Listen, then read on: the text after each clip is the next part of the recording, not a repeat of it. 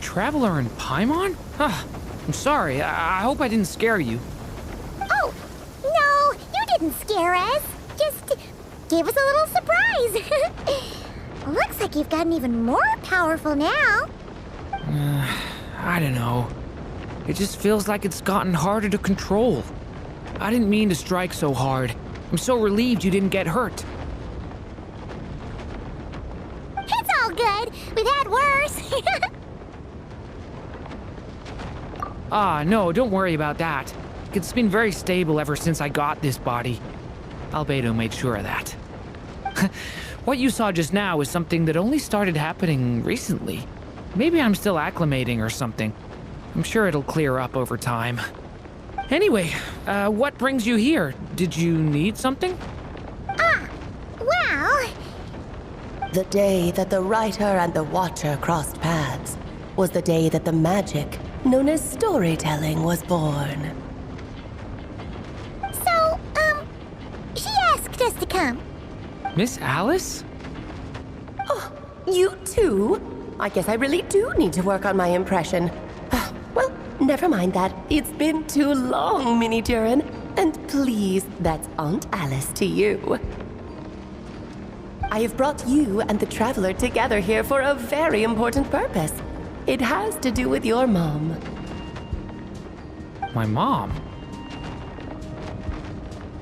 Indeed, fairy tale author extraordinaire, Anya Marie Andersdottir. See, I knew this would be right up your alley. Now then, if you'll open the book, I will begin narrating.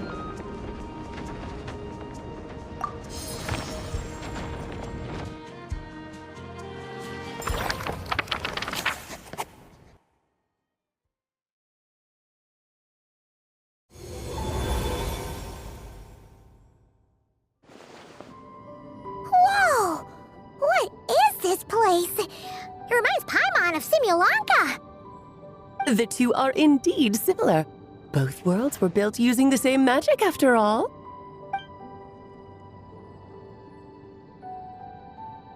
Aha!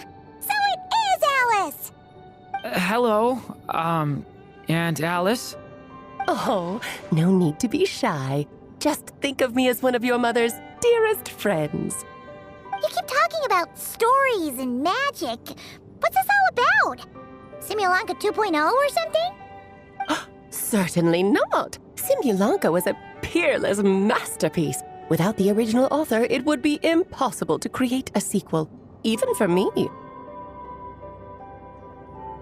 But you are right about one thing. just like last time, I want to show you a work of magic that has to do with storytelling.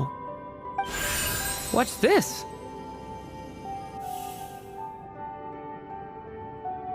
This is your mother's dying wish. My mother's dying wish was a book? Let me answer that with a question. What do you suppose would be a writer's greatest regret? Have you ever read a book called The Little Witch and the Undying Fire?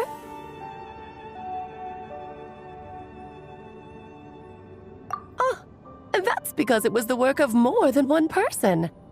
It began as a little game at our tea parties. Each of us took turns writing the next part of the story. I wrote the first volume, then the other mages took their turns. Em was tasked with writing the final volume and tying everything up. But by the time everyone had finished writing their parts, Em had passed away. Oh, it was a terrible shame.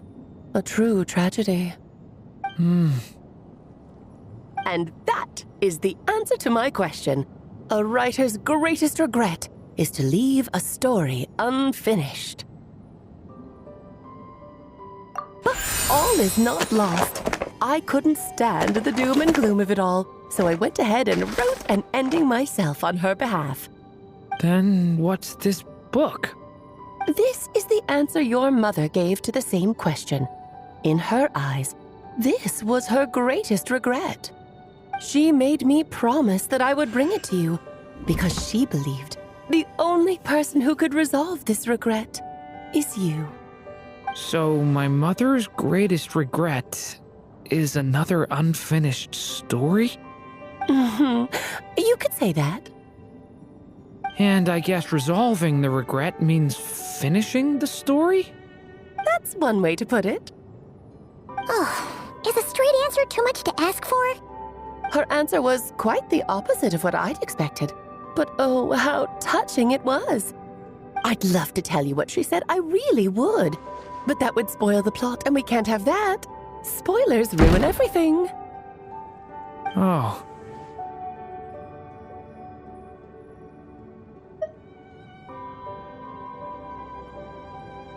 Just think of this task as giving a story a much-needed ending. All I ask is that you do your best. I understand. But I only just started learning human script, and I don't have any writing experience at all. Relax. Why else do you think your dear aunt went and found you two such wonderful helpers? With their experience, you'll have so many story ideas you won't know what to do with them. So don't be shy to ask lots of questions. Yeah. If it's to help Durin fulfill his mother's dying wish, then we're in. Aunt Alice, could I ask, what kind of story was my mother hoping to write? I had a feeling this might come up, but that answer isn't mine to give. You'll have to find it yourself, here inside this book. Don't worry. We'll help you come up with loads of ideas.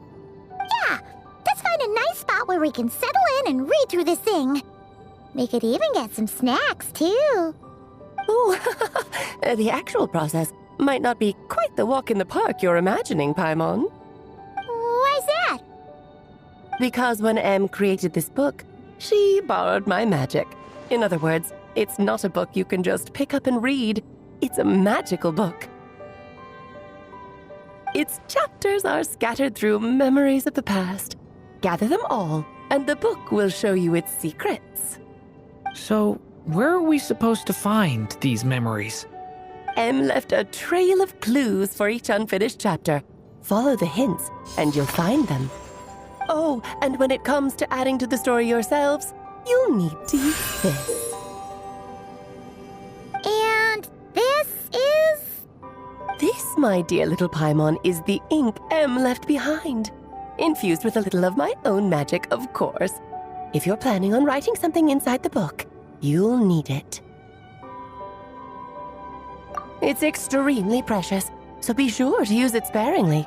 This is all that's left. So we need to search for the memories and keep an eye on how much ink we're using. Oh, it just had to be a wild goose chase, didn't it? Perhaps it's just another form of storytelling. Em was ever so creative when it came to things like that. Just think of it as a little challenge your mom left behind. Who knows? There could even be a mysterious prize at the end of it all.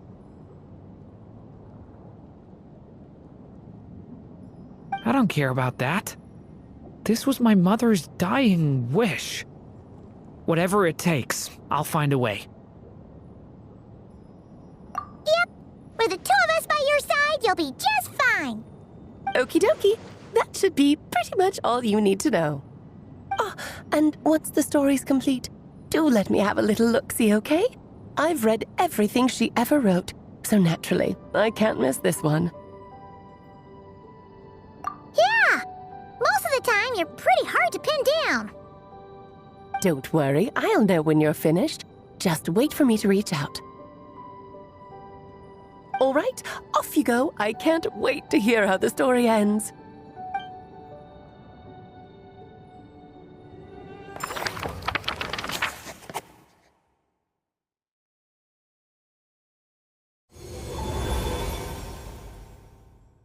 Oh, here we are again.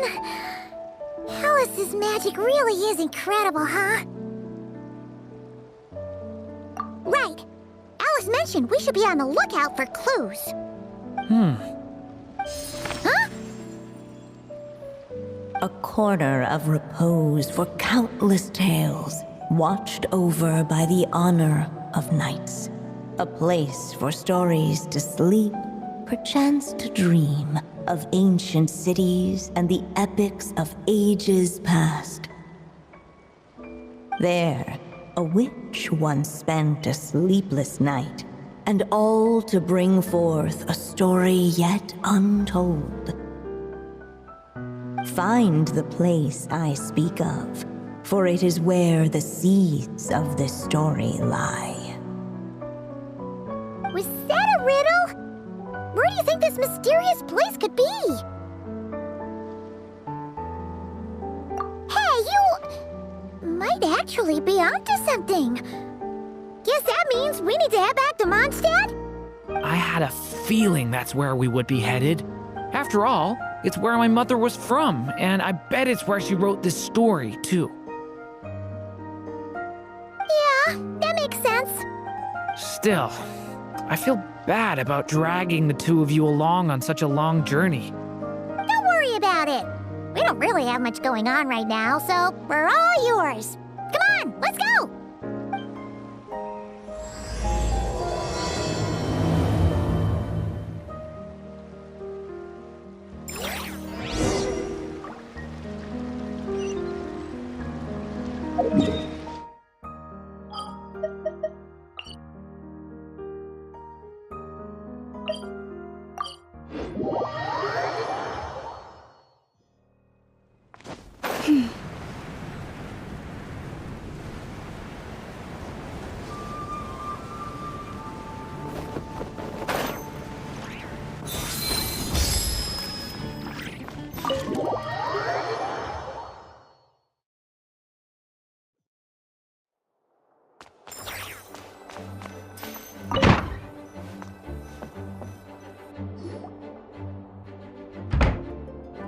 Back in the Mondstadt Library, huh?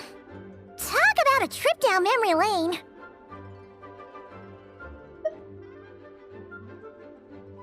So we're supposed to find the seeds of the story, right? What do you think that means? Well, we're in a library, so it's gotta be books, right? But seriously, there's so many here. How are we supposed to know which ones we need? Making a racket in a library? You should know better than that. Lisa! Oh, sorry about that. Now, who do we have here? Ah, my golden-haired cutie. And my little horn cutie, too. Sorry, Miss Lisa. I know you taught me to be quiet in the library, but Paimon was just trying to help. Please don't be too hard on her. Well, it has been far too long since we saw each other. so I suppose I can let it slide just this once. Back when he first arrived here, poor Jean wasn't sure what to do with him, so I stepped in to lend a hand. I figured, if I can handle a boy raised by wolves, then teaching one who's part dragon should be a walk in the park. Nice! Sounds like Durin was welcomed with open arms. Why, of course. Now, let's save the reminiscing for another time. I'm sure you're here for a reason. Did you need to borrow some books? It's kind of hard to explain. Maybe you could take a look at this. Oh?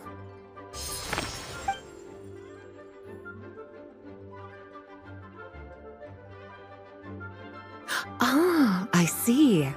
These so-called seeds of the story must be the books that inspired its creation. That's just how it is with stories. They grow out of the tales that came before them.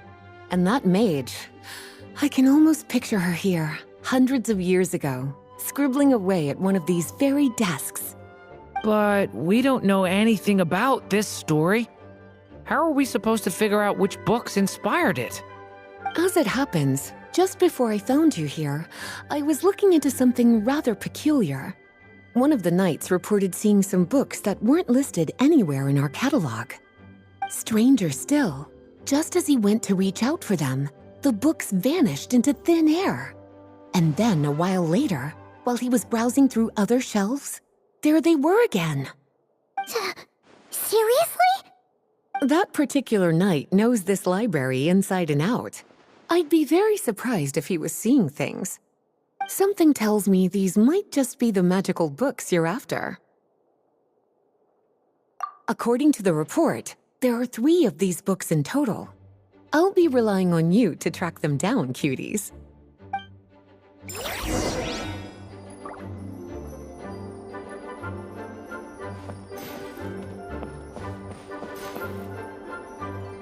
Kinda looks like a poetry collection. But why is part of the title missing? Let's see what Lisa makes of it.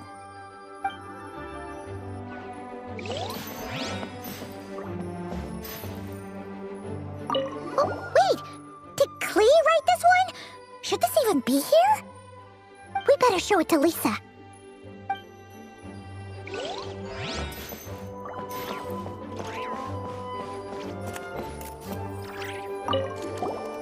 Second strongest spell in existence. Do not show Klee. Wait, there's actually a book like that right here in the Mondstadt library? That title's just gonna make people even more curious. Huh. There's definitely something fishy about this one.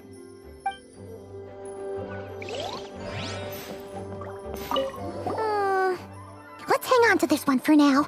Could be one of the ones we're looking for. It's one of M's, after all.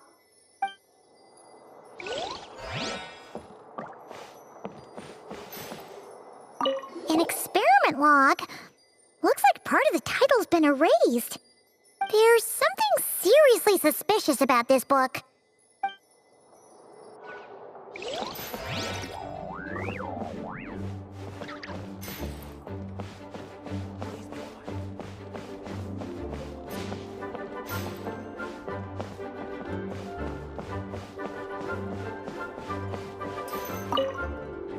Well, did you manage to find them?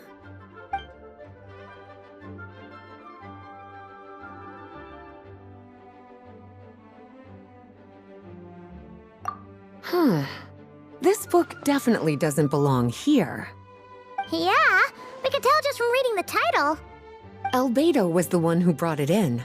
He suggested I place it on the restricted list and keep it sealed away. Why? He said it's full of forbidden alchemical formulas, some of which could even result in the creation of dangerous monsters. Apparently, the danger it posed was so great, he didn't even feel like it was safe to carry around or keep it in his workshop.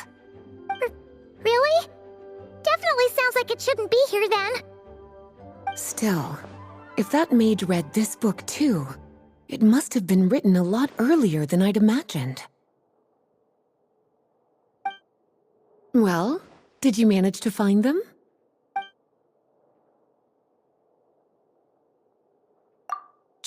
truly extraordinary, and certainly not the kind of thing that should be just lying around.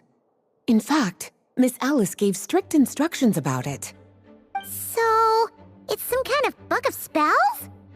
Paimon's guessing magic this powerful should be kept a secret. It's true. This book does contain one of Miss Alice's spells. But honestly, virtually no one could actually pull it off, even if they tried. The only reason it's even meant to be in the restricted section is because we can't let Klee get her hands on it. After Klee was born, Miss Alice advised us to seal it away. She even added that little subtitle herself. So, it's to keep it away from Klee, huh? Does that mean she could use it to cause even more mayhem than she already does with Jumpy Dumpty?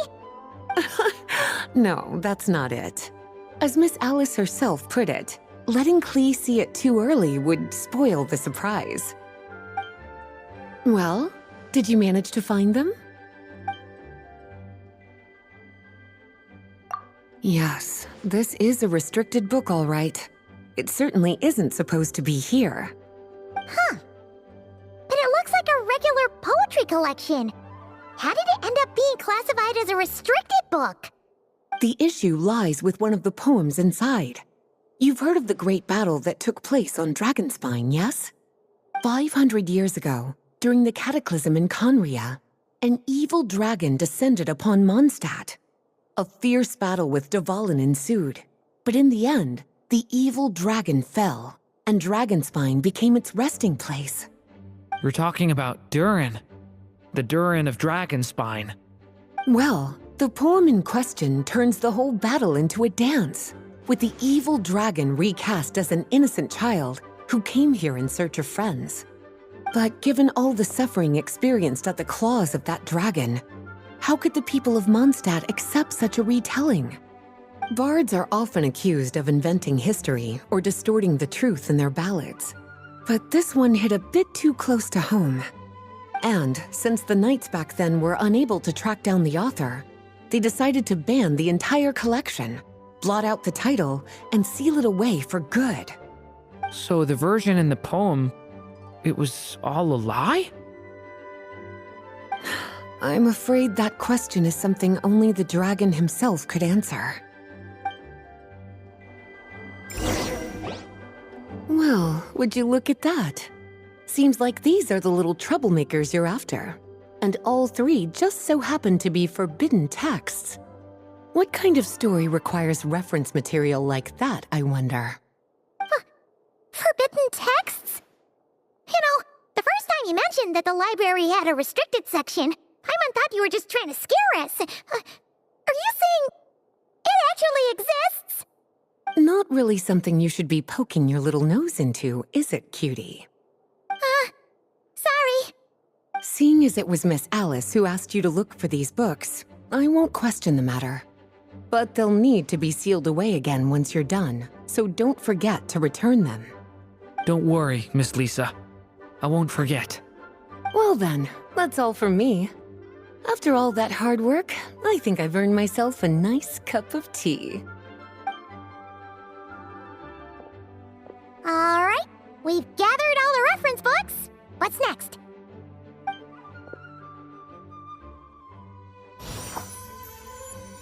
Wait, look!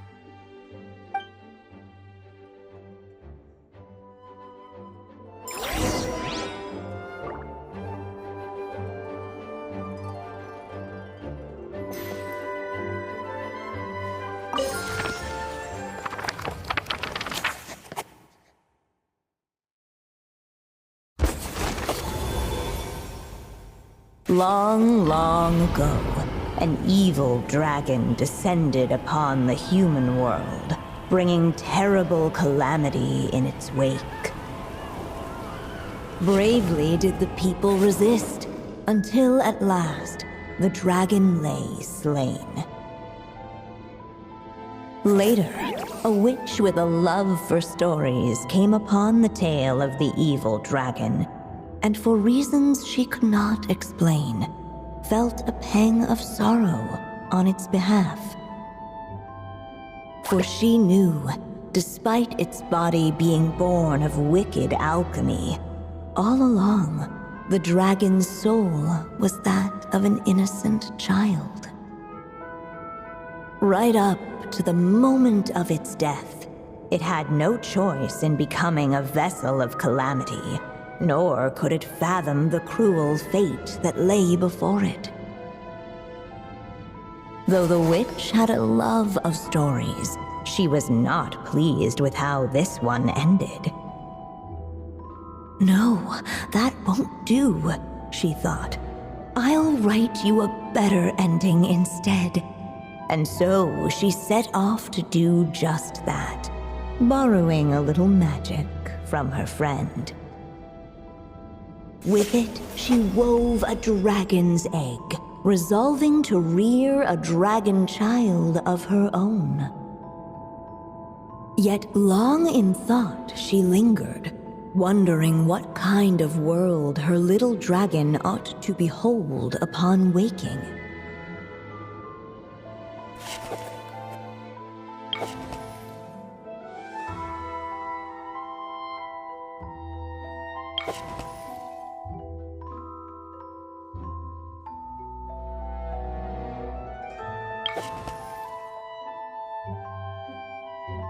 At last, she made her mind up, adorning the cradle with a wisp of woodland air. Then, she quietly waited for the egg to hatch.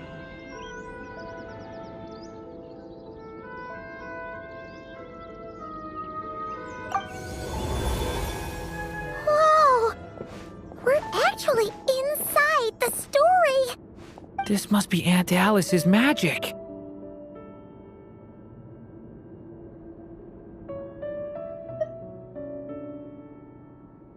Yeah. A story about me? Why don't we just see where the story takes us? All we know is the beginning at this point. Okay. And now a golden-haired traveler, a silvery sprite, and a dragon-born youth step onto the stage. What new chapter will their arrival bring? Whoa! That came out of nowhere! Was that the same voice we heard just now? Yeah. But why does it sound so familiar? I've missed this. It's just like the stories my mother used to tell me. You mean... Em? She used to tell you stories? Yeah, she loved it. Back when she was still alive. Sorry, we should focus on what we're here to do. So, now that we're in the story, what's next? The dragon youth wondered aloud. Yet all he could do was wait for the story to unfold. Of course, there's something to be said for helping it along. Perhaps a little exploration could prove fruitful. Oh! Is that a hint? Yeah, I agree.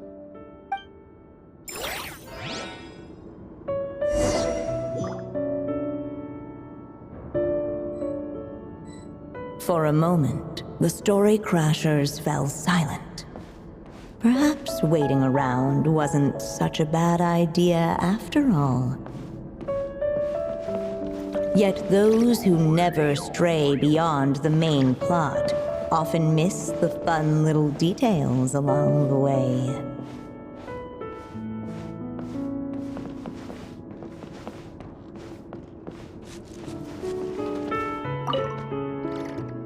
This must be the dragon egg, right?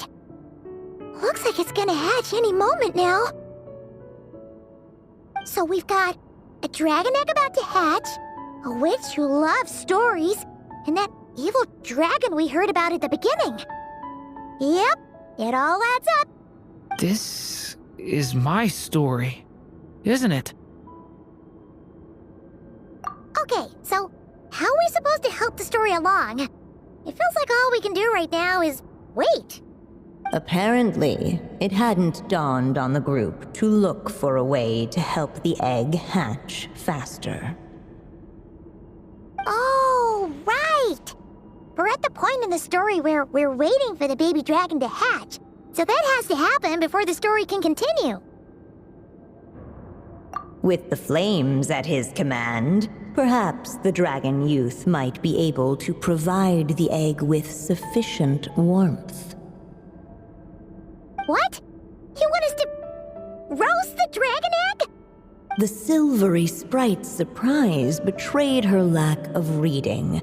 For in countless tales, it is told that only by fire's embrace will a dragon's egg hatch swiftly. Huh, you kinda have a point there. Okay, I'll see what I can do.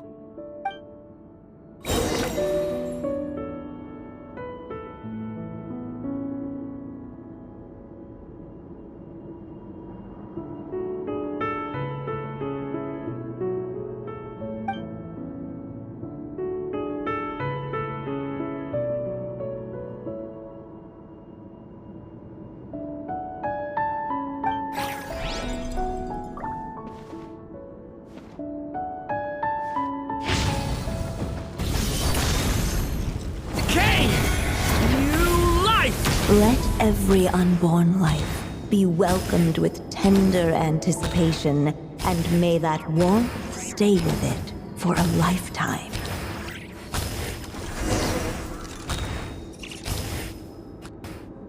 At last, under the witch's expectant gaze, the little dragon broke free from its shell. No living being has ever decided the moment of its birth. You were no exception, my child. I brought you into being because I willed it so, just like the witch who created that evil dragon. But I promise you this, your birth was wanted. You are loved, and you will have a different fate than the dragon that came before you. You've never told me those things before, but for some reason, I always knew. Thank you for bringing me into this world.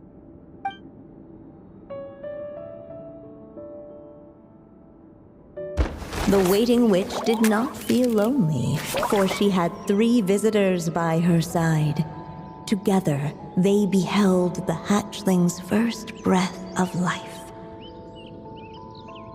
Holding her dragon child close, the witch promised him a life unlike that of the evil dragon. And so, nestled in his mother's warm embrace, did the little dragon's story begin.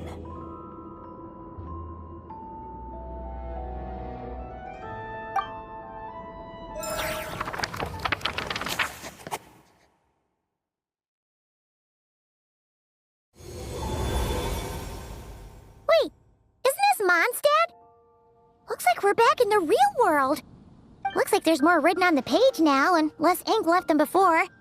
So, does that mean we've completed this chapter?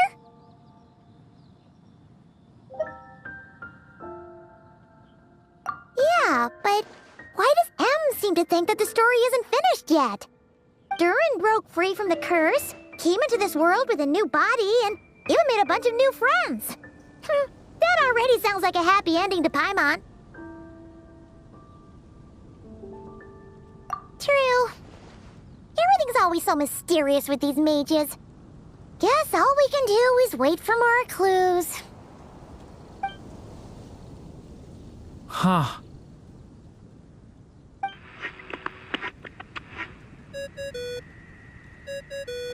Is this thing on? All right, that should do it. Hey! That's Alice's voice! Hello there, children. If you're hearing this, you've stumbled upon the little recording I left for you. I thought you could use a few hints about how the book works. By now, I'm guessing you've already begun to leave your mark on the story.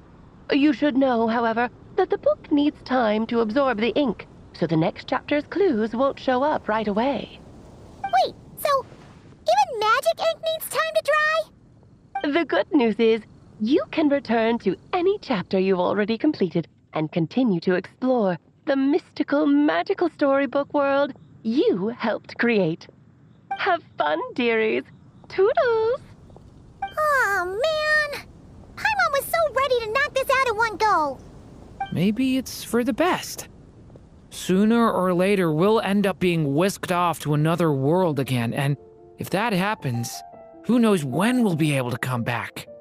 So it might be good to take a break while we can. A break.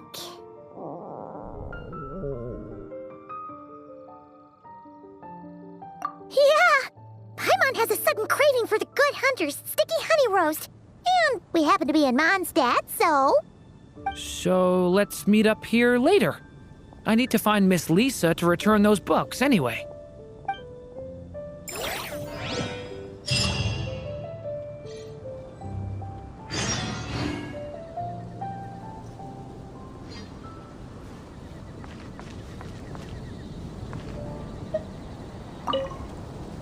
Aunt Alice said we can return to the story world at any time.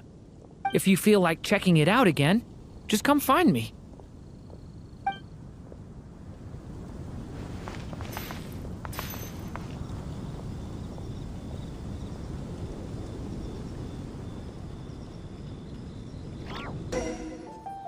Hey, Durin!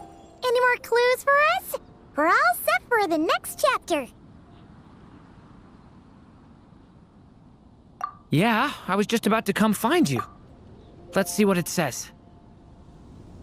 Now sprout to life the story's seeds, stirred by wind-borne melodies.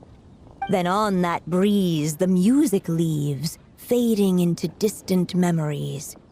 Seek the place where wind and tale entwine, and once there, make 3 riddles into verse, and 3 melodies into song. For in poetry and song will this story start to blossom. Come on! Another riddle? All that talk about wind and melodies? What do you think the answer could be?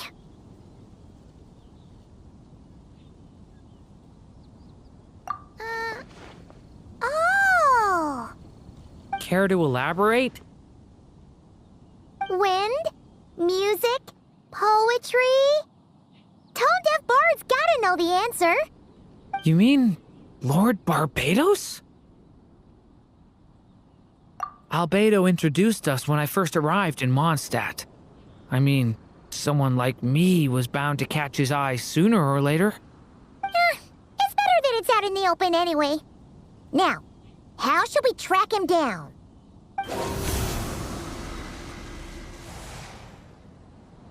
I'm pretty sure he's already caught wind of what's going on here.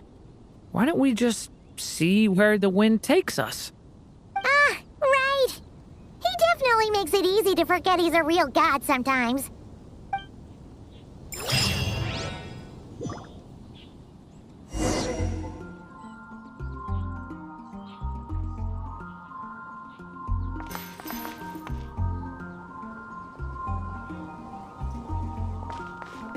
That's quite a crowd over there.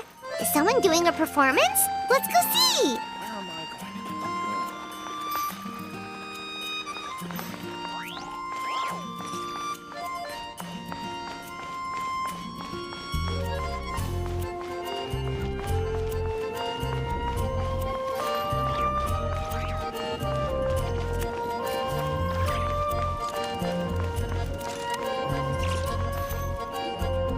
Traveler, Paimon! What a sight for sore eyes! And the little dragon from the fairy tale world. I heard your voices calling out to me on the wind. Something about needing help with a riddle? Sorry to disturb you, Lord Barbados. Disturb me? Not at all! To tell you the truth, I'm just as curious about this riddle as you are. Let me take a look.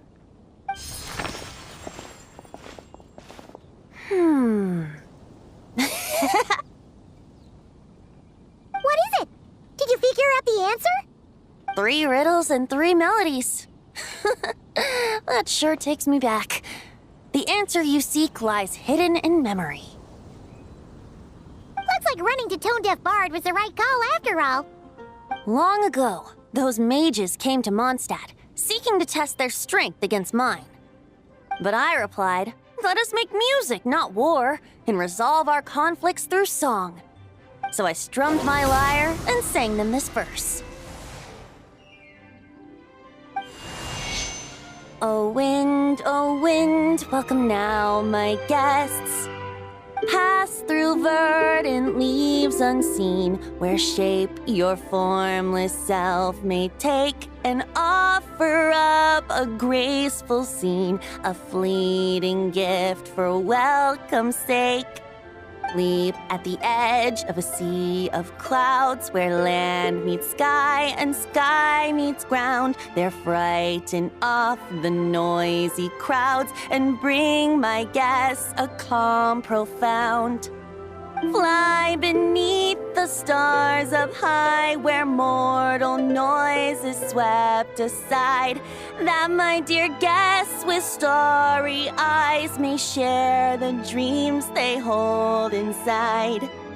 Now go to where I vowed to keep a quiet spot for them to sleep. No clash, no contest bars the way, just tea and mirth to fill the day. There you have it, the 3 melodies. As for the answers to those 3 riddles, I trust you can guess them by now. The woods, the edge of a cliff, and the sky? Correct. Funnily enough, your mother was also the first to solve it, all that time ago. There must be some kind of special rapport between those who write stories and those who sing them. The woods, a cliff, and the sky. Oh, so that's where it is! I suppose the spot that answer points to is where you're headed next. You should know, after solving my riddle, the mages even accepted my proposal and made that location their official meeting spot. And going by what your book is suggesting, once you found it, you might want to try playing the melody I just shared with you. Guess you can be pretty reliable when it counts, huh? Great animal archon? Thanks for the help, Lord Barbados. Still got questions for me, huh? Yeah, you must have read countless tales in your time, being a wandering bard and all. In your experience, why might an author consider a story unfinished? Unfinished? Well, I guess if there's something left to accomplish in the story, or, if the last line goes, to be continued. Huh? Wow, your helpfulness lasted for like 1 second. In all seriousness, I would think the answer to that question lies in your mother's story itself. It's not my place to pry any further. All right then, we should get going.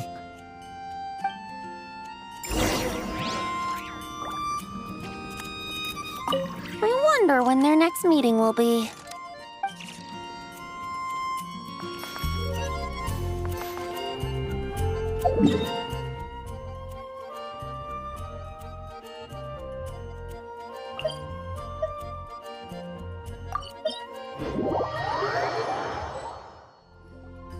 Okay, we're here!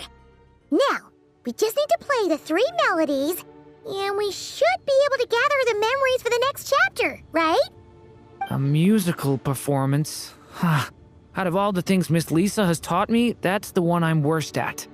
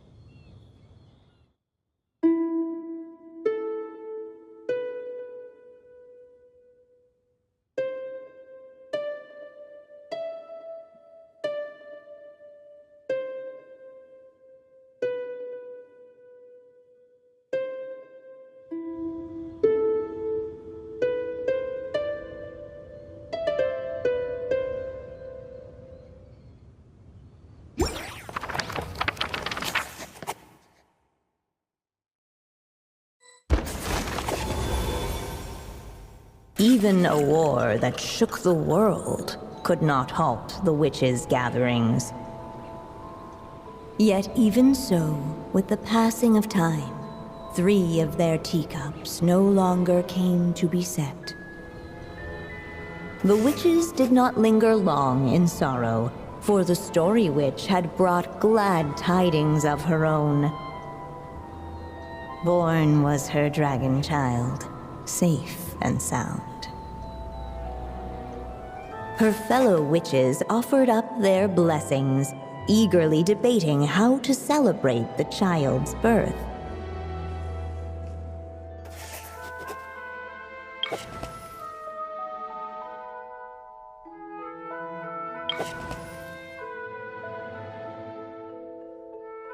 In the end, they settled on the most vibrant balloons they could find.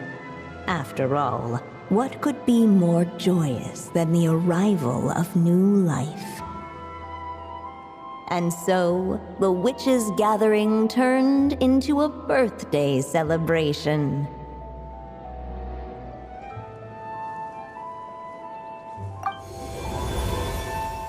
So, we're back in the story world, huh? As if from nowhere, new guests appeared at the witches' table. Perhaps they too had come to celebrate the dragon child's birthday. Yet while everyone else was busy thinking about what kind of gift to offer, these 3 seemed to have come empty-handed. Hardly the recipe for a warm welcome to a birthday party, now is it? A gift? Hey, what's this all about? We only just found out this was a party. While the guests voiced their complaints and grievances, perhaps they should have been wondering what kind of gift to give instead. So, we need to bring a gift to advance the story? Oh, but where are we supposed to get something like that? Perhaps it would be a good idea to have a look around. Why didn't you just say so?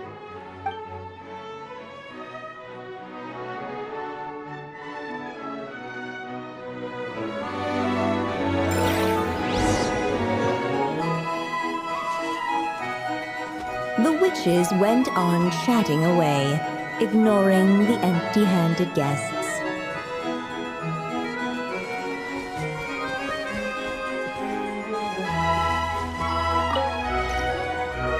Hey, is that the other Durin?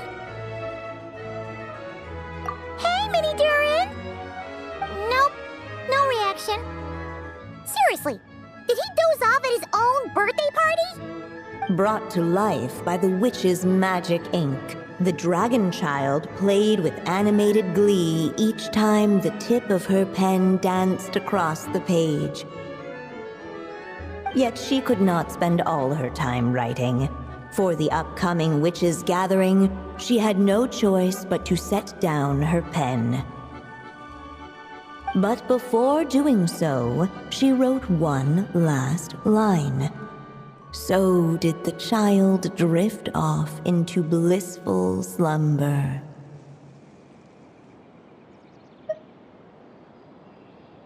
Huh, that's a bit convenient. Strange. I don't remember ever being at any of the mages' gatherings. When exactly was this birthday party supposed to have happened? No wonder you don't remember. From the looks of it, you were probably fast asleep at the time.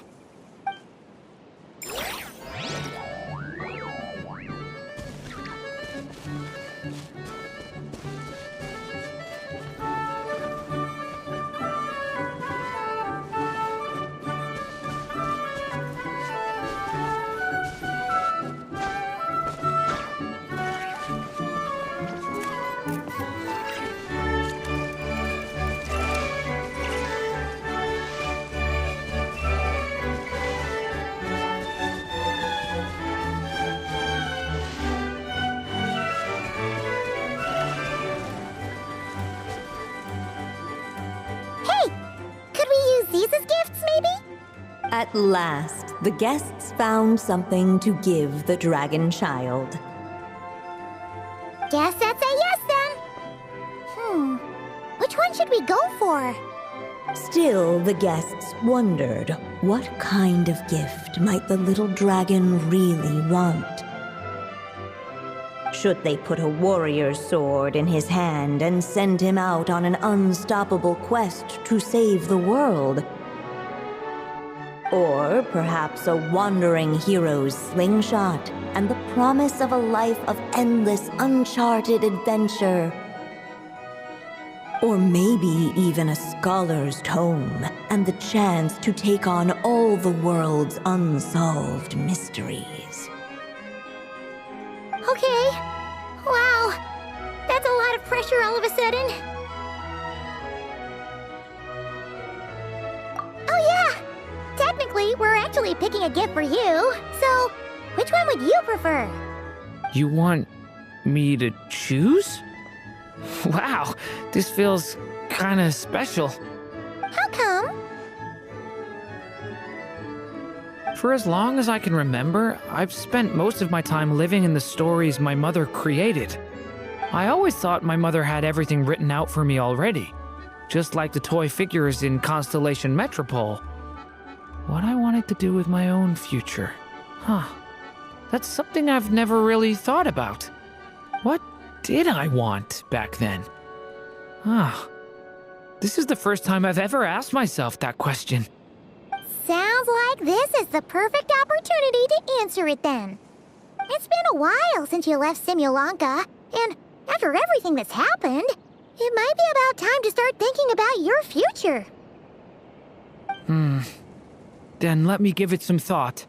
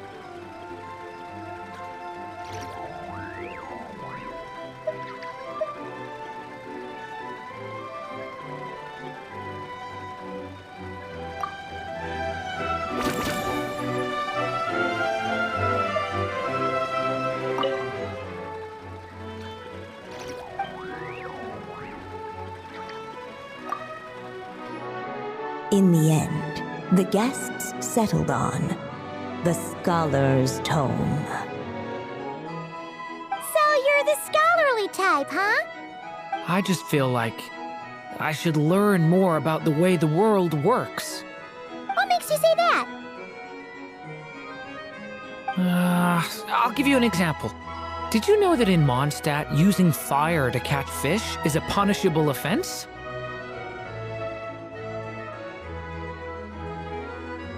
I thought she was just teaching me regular hunting techniques. It was only after Master Jean caught me and sent me to solitary confinement that I realized I'd misread the situation. So much of what's considered common knowledge in your world just wasn't in Simulanka. So I have to learn, or I'll keep causing trouble for everyone else. Paimon's not sure that counts as common knowledge.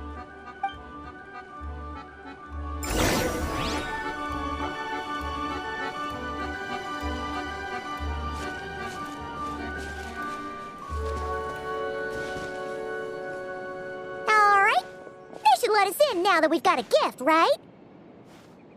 Hello there. Brought a gift this time? The newly arrived guest presented his gift, wishing the little dragon a future as a wise and accomplished scholar. Accepting the guest's blessing, the Story Witch invited him and his friends to take their place around the table. Finally, she could introduce them all to her dragon child, telling all in attendance about the moment of his hatching, and of course, the name he'd been given. It was then that the seer witch, diviner of the stars, withdrew her gaze from the heavens and turned a sorrowful glance upon the little dragon. You gave him the same name as that evil dragon? That's right. But the life I intend for him shall be very different. What folly to love so blindly. For as you must know, a name is the mirror of destiny itself. He who bears an evil dragon's name must also inherit the fate of its previous owner. His fate has been foretold. Then I'll rewrite it. The witches at the table fell silent, for they knew the seer witch's words had never once proven wrong. Yet, just as clearly, they recognized the story witch's resolve, for there is scarce a force in this world more fearsome than a mother's love. At last, the merry witch stepped forward, dispelling the uneasy silence. So be it. Then we'll all lend a hand. Together, we shall rewrite this child's fate. You mean to defy one of the fundamental rules of this world? I refuse to be shackled by such rules. Besides, this is a witches' gathering, is it not? What could be more fitting a subject for this occasion than to defy them? Oh? Sounds like an interesting experiment. I suppose, were we to succeed in this endeavor, we might bring a touch of wonder to this otherwise dreary sky of stars. The merry witch finally talked them all round, just like she had done many times before. Warm and strong as the sun she was, so much so, in fact, that those who her light shined down upon had no choice but to bask in it. And so the witches readied their gifts, 3 marvels of the cosmos. For this child, I shall decipher the ravings of the heavens and lay bare before him the trickery of fate. For this child, I shall leave a formula powerful enough to unravel the very origins of this world, that he may seek another solution for the conundrum of his life. For this child, I shall call upon wondrous magic to make possible his impossible wish. All the story witch had was the pen in her hand, yet with the love that flowed from it, she resolved to bring forth a marvel of her own. For this child, I shall leave behind the last story I will ever write, and with it, a path to an ending yet untold. With the witch's blessings given and received, the little dragon's fate at last began to turn. In the midst of the dragon child's birthday celebration, the seer witch proclaimed her prophecy. The child had been given the evil dragon's name, and with it, the burden of its fate. But hearing this, the story witch vowed to rewrite it all, for such was her love and resolve. And so the other witches offered their gifts in turn, marvels as rare as any in the cosmos. Together, they sought to test one of the fundamental laws of this world, in part to support a mother's love, and in part to sate their own curiosity. Oh, and I almost forgot. Our new guests came bearing blessings of their own. Who knows? Perhaps this extra dash of wisdom might be all the little dragon needs to change his fate.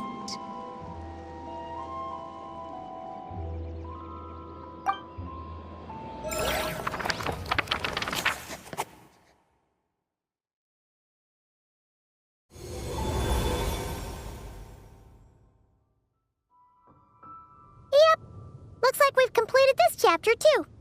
Those witches in the story were the mages of the Hexen Circle, right? They sure seem to care a lot about you, Durin. But, Paimon kinda had trouble following their conversation. Just a bunch of mystery, as usual. The evil dragon's fate. Oh, is that what you're worried about? But didn't we already take care of that?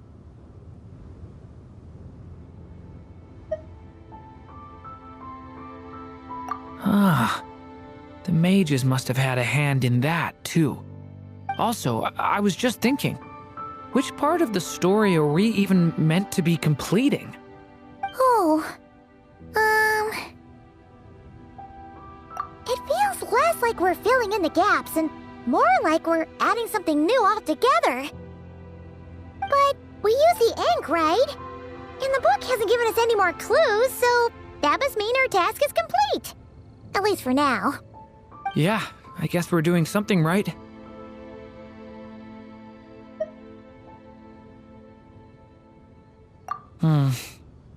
Maybe I'm overthinking things. It's just, this is my mother's final wish, so I don't want to mess it up.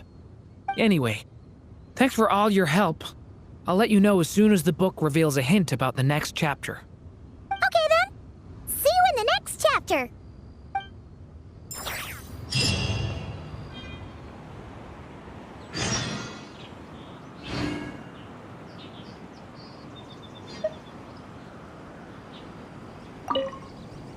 I think I'm gonna stick around, take my time reading through this book. If you feel like jumping back into the story, just come find me.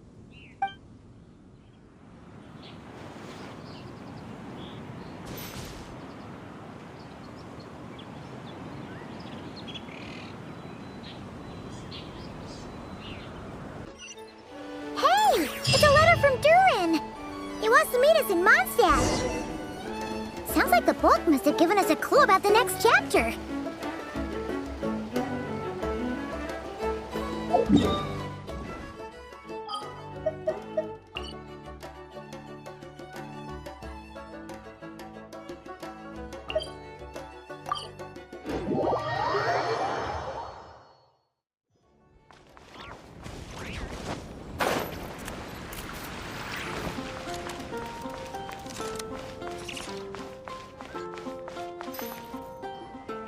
Some say the god of fate calls the outcome of every dice roll before it's even made. And that's why the secret to winning a lot of games is having that god on your side. Your luck is amazing, Kaya. Your turn. Give it another shot.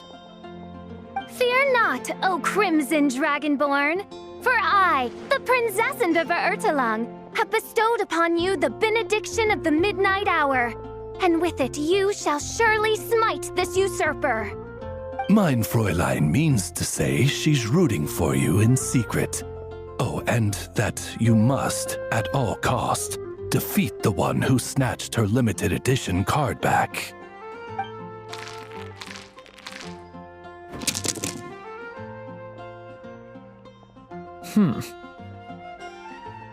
I'm not too sure if that counts as good luck or bad. Tis not but the perfidious machinations of fate. Hey, everyone! Miss Honorary Knight and Paimon, you're back! It's good to see you, Honorary Knight. Mein Fräulein is quite invested in the outcome of this match, so please, allow me to extend greetings on her behalf. Of course. But if you're out playing cards, how come you're not over at the Cat's Tail? There's something about our horned friend over there that seems to frighten off little animals. Could be because he used to be a dragon. Normally, the animals just steer clear of him, but in the close confines of the Cat's Tail, let's just say, the feline residents probably consider it their turf. And we all know how dangerous a cornered cat can be. I just wanted to borrow one of their nests for a nap. What are their nests? Wait, You mean, a cat sofa? Yeah, it's more comfortable for me. I can stretch out just the way I like. But it turns out the Black Cat and his minions are quite territorial. Luckily, Miss Diona helped smooth things over, and they finally agreed to let me use one. But, I only get to use it after dark. Oh, Diona stepped in! You know, underneath it all, she really does like helping people. The more likely reason is because Durin won't touch a drop of alcohol. As far as Diona's concerned, that pretty much makes them two peas in a pod. It's a shame, really, considering everything Mondstadt has to offer in that regard. Mondstadt's alcoholic drinks are a bit too much for me to handle right now. But maybe someday. There's no need to force it. Who says you have to drink just because you're in Mondstadt? Yeah, it's just... I'd really like to make some more friends, so I need to learn how humans socialize. I guess alcohol is usually involved, though. But that's why I started learning how to play Genius Invocation TCG. It's also a kind of social activity, but it doesn't involve drinking. And I've been lucky enough to receive the guidance of the Prinzessin de Verurteilung herself. Exactly! Who needs alcohol when you can make friends playing card games? Speaking of which, need any tips from the master over here? You'll wipe the floor with that opponent of yours. Paimon guarantees it. Unfortunately, with the luck he's having, not even that legendary card master from Sumeru could turn things around at this point. Yeah, that last roll wasn't great. But who knows? Maybe you'll have better luck next time? He keeps getting the exact same roll over and over. This is the third time already. If there really is a god of fate, they could have cut this kid a bit of slack. Like, I don't know, make it possible for him to roll at least one other side of the dice? I think I've lost. Must even a dragonborn, sanctified by the power of benediction, succumb to fate's insidious snares? Don't be sad, Durin. You'll definitely win the next round. You can even borrow Dodoko if you want. Mom says she brings good luck. Thanks, Klee, but there's something more important I need to take care of now. Oh, okay. So, the book's given us another hint, right? Yep, and I think I've guessed where we're headed this time. Come on, follow me.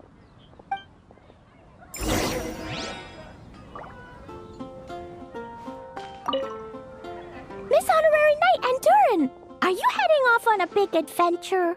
But Master Jean said I can't leave the city today. Promise me you'll tell me all about it when you get back, okay?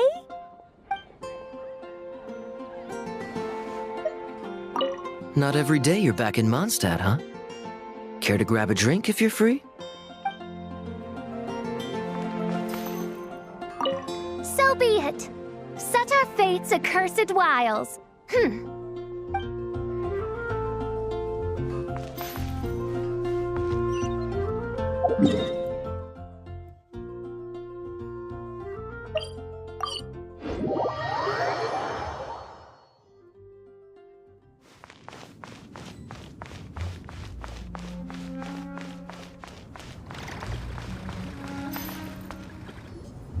In what sort of castle might a storybook dragon dwell?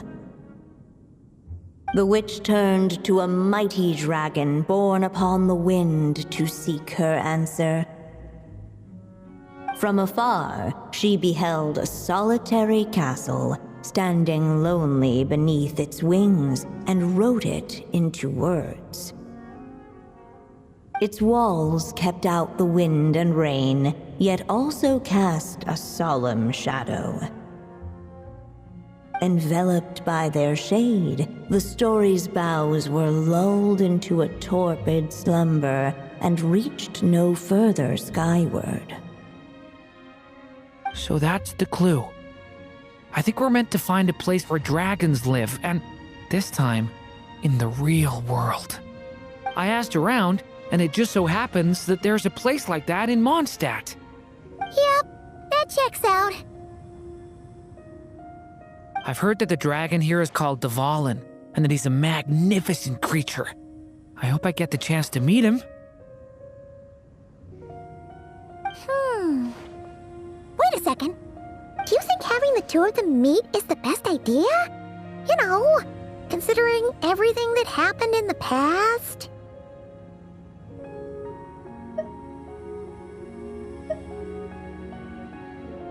How would we even explain everything to him? Well, if we do run into Dvalin, it should turn out okay with us there at least. Is something wrong? Nope. Let's go!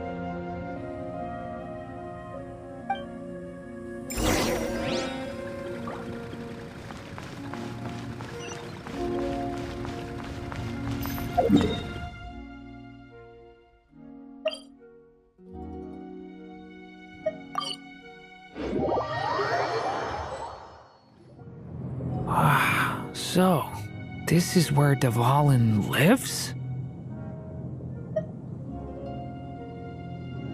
Yeah, right into the middle of a raging storm. If you're afraid of getting blown away, Paimon, you can always hang onto my sleeve. This isn't Paimon's first rodeo. Come on, let's get going.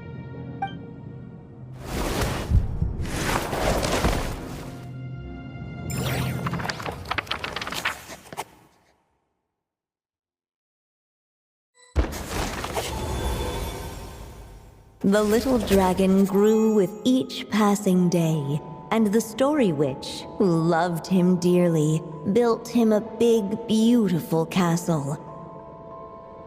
Yet in the end, she herself succumbed to time's merciless march, setting forth on a journey to a place beyond even the stars.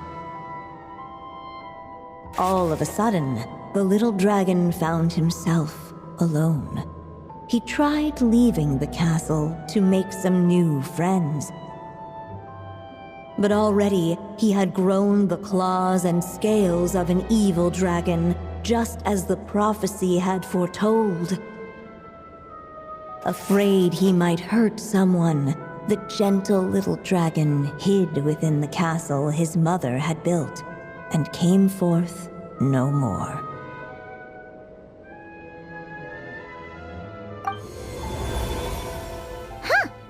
We're back in the story world. And from the sounds of it, this chapter must be about Simulanka, right?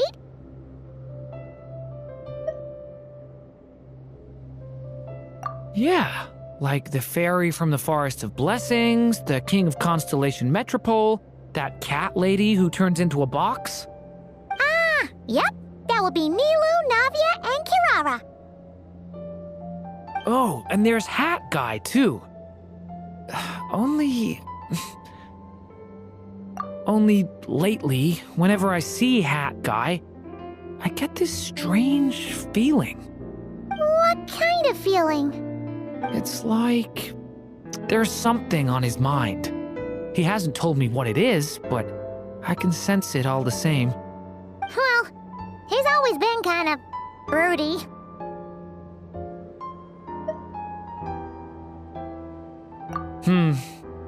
I guess I should focus on fulfilling my mother's final wish for now, though. Yeah, we should get started on this chapter. So, let's track you down and free you from fate's curse once again. That day, a small band of adventurers suddenly arrived beneath the castle walls. They promised to help the little dragon cast off the curse of fate. Yet as they stood beneath the castle walls, it appeared they had no idea how to even begin. Hey! Instead of making fun of us, how about giving us a hint? The little dragon had shut himself inside the tall tower at the castle's center. Anyone who wished to reach him must traverse the barriers that wall off his heart, for there is no other way. Looks like we're in for another long one. Let me try something. Ooh, do you have an idea? If that little dragon in the tower used to be me, then surely I'd know how he shuts people out better than anyone. Come on, follow me.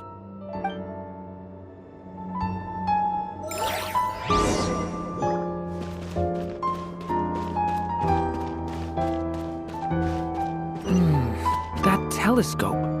I've seen magical tools like that before. It should come in handy.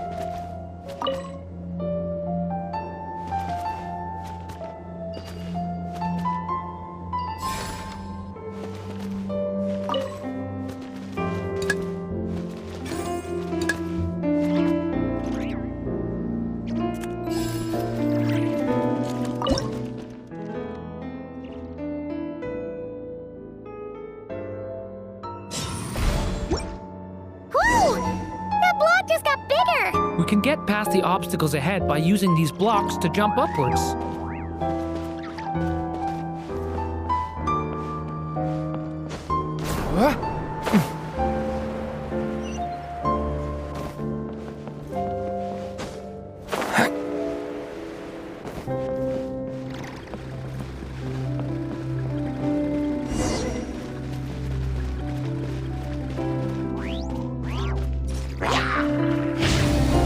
Stay back!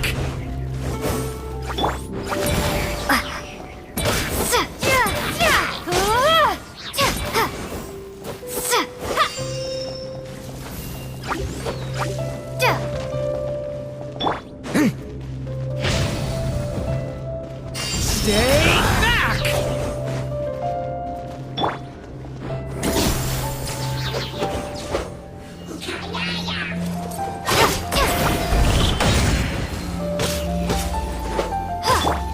Turning point in space!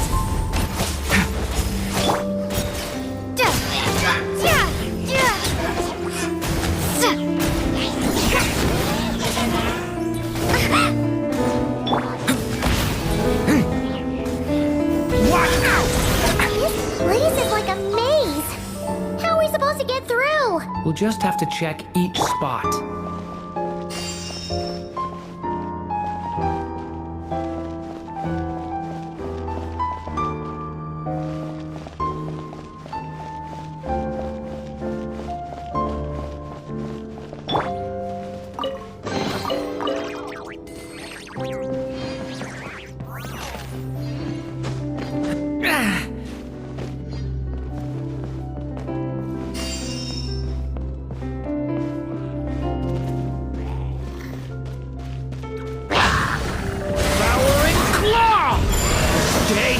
Away from me!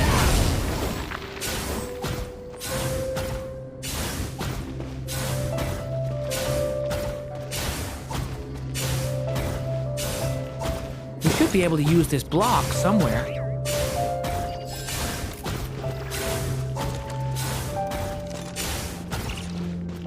Looks like this telescope is missing some blocks. Oh. Let's try the one we just picked up.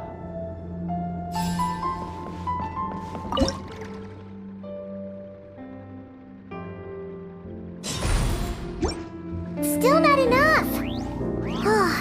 Guess we'll have to keep searching.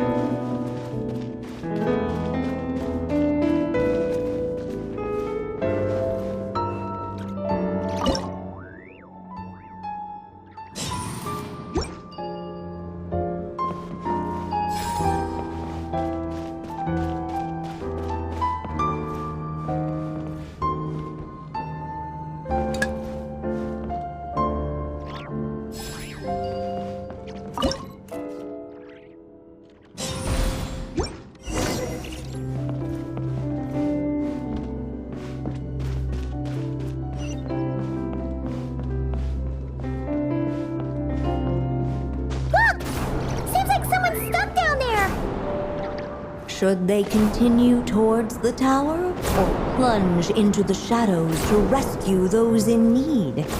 A difficult dilemma indeed. The path to the tower is up ahead. We better stick with Durin.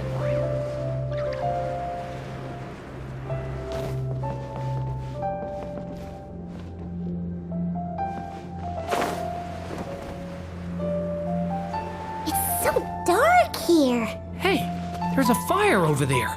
Let's go check it out.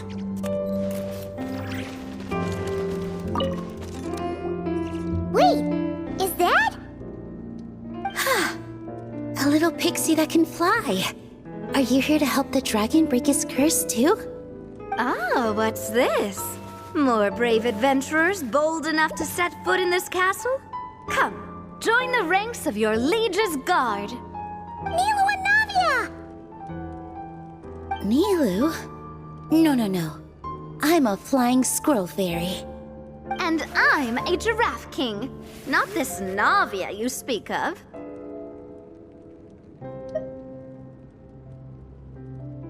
That's right.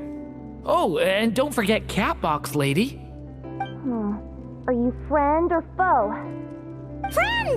Definitely friend, Miss, Catbox Lady? Yeah, Simi-Lanka is a big part of Durin's story.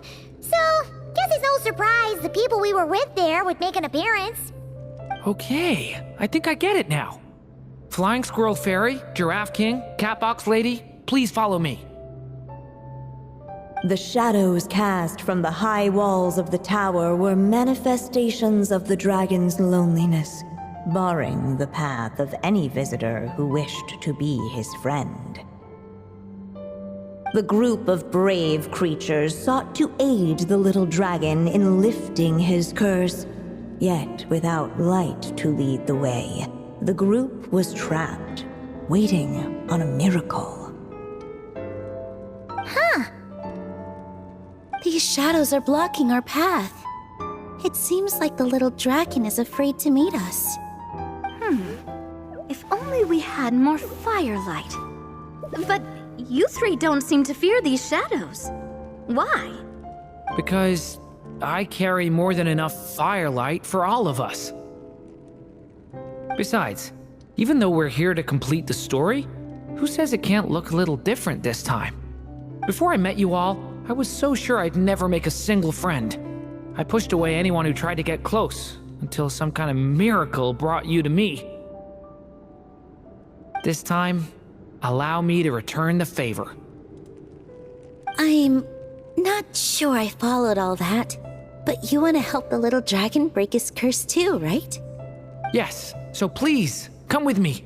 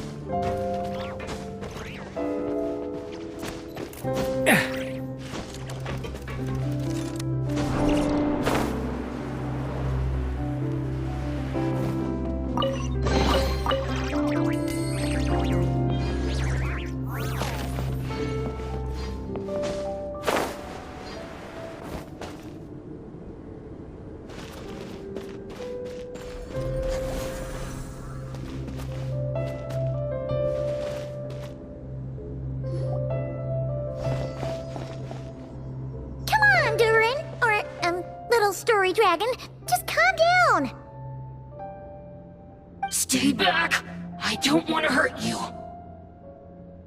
Loneliness and fear had built a cage around his heart, shutting out all who would look upon him. And thus, all the adventurers could see was his shadow. Don't worry, we can help you. Don't come any closer! And that was the last the little dragon spoke. How are we supposed to persuade him if he won't even talk to us? If you can still hear me, please listen to what I have to say. Your claws and scales aren't some kind of inescapable curse, you know? You'll overcome it one day and make lots of new friends. I'm sure you think I'm lying. After all, no matter how many times you've tried to break it, nothing's ever worked. But this time is different. I brought your friends here to see you. Oh, what did you say? Hi, little dragon. I'm the Flying Squirrel Fairy, and I'm here to help you lift your curse. Will you talk to me? And I'm the Giraffe King. Don't be afraid, little one. We're not afraid of you. I'm just a cat in a box, but I'd very much like to be your friend too. These are my friends? Yeah, they're your friends in the future you'd be trying to avoid. I can promise you that. They're reaching out, so you just have to ask yourself one question. Do you accept?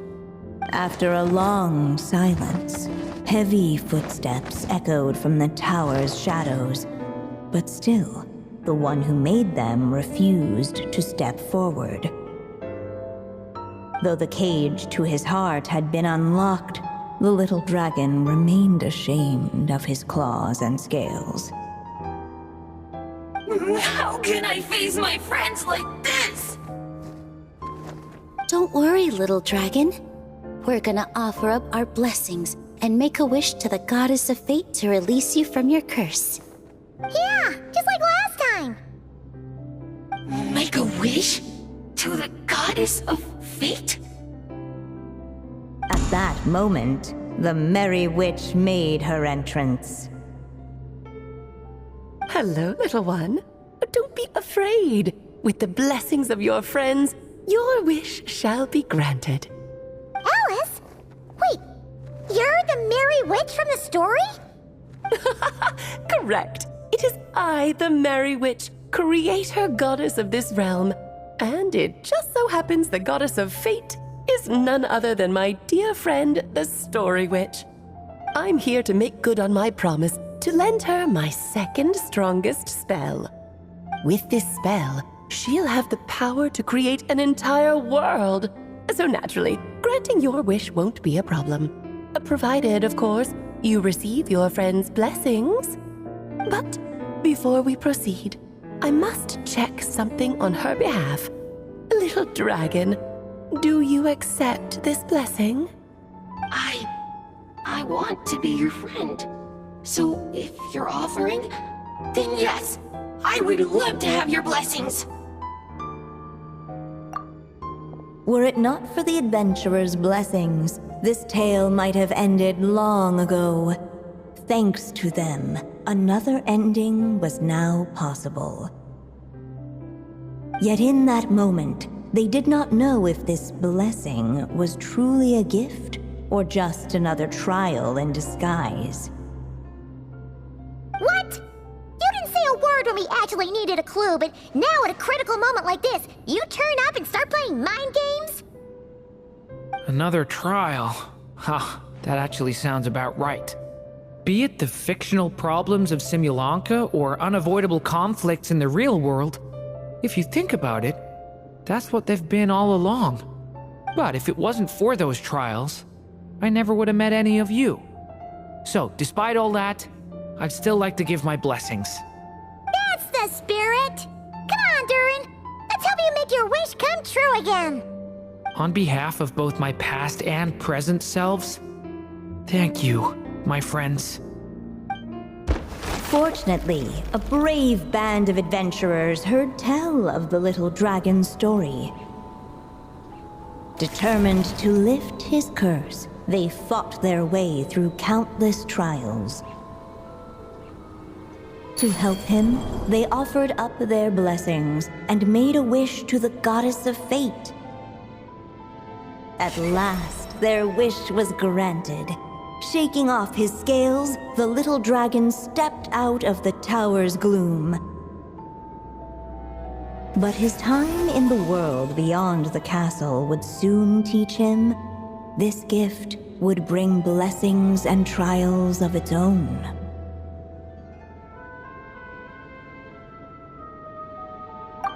And as far as the little dragon was concerned, the tricks of fate had just begun.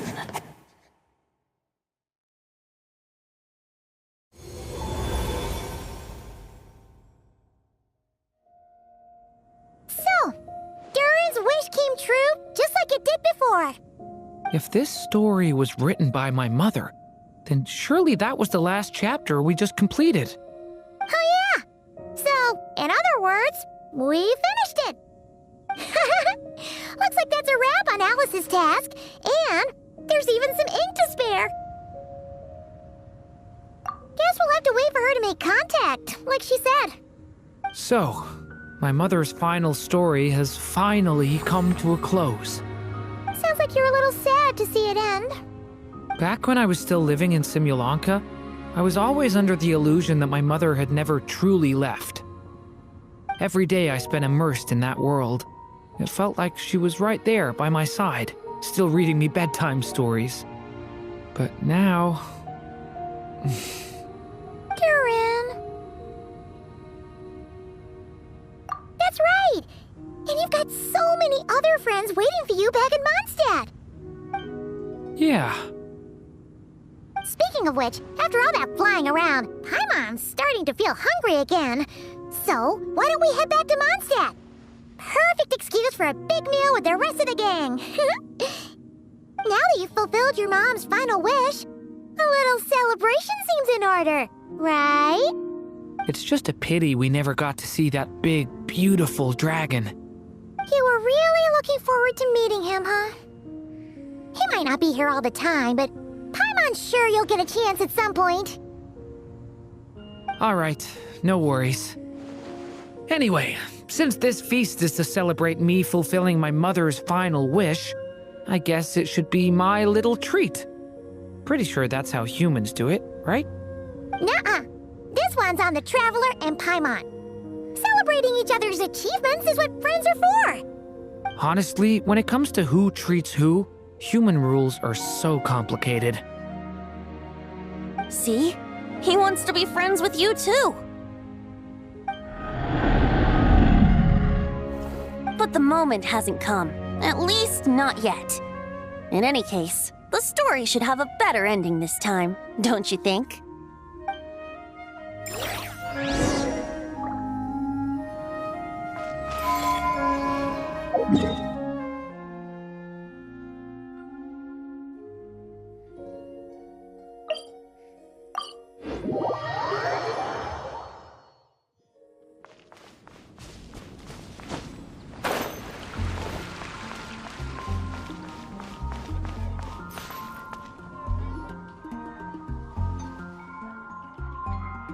Whew. Feels like we were gone for ages. Hopefully, everyone's still here. So, your adventure was a success, huh? Want to grab a drink to celebrate? Absolutely not. No booze allowed. This honorary knight, Durin! I want to hear all about your big adventure.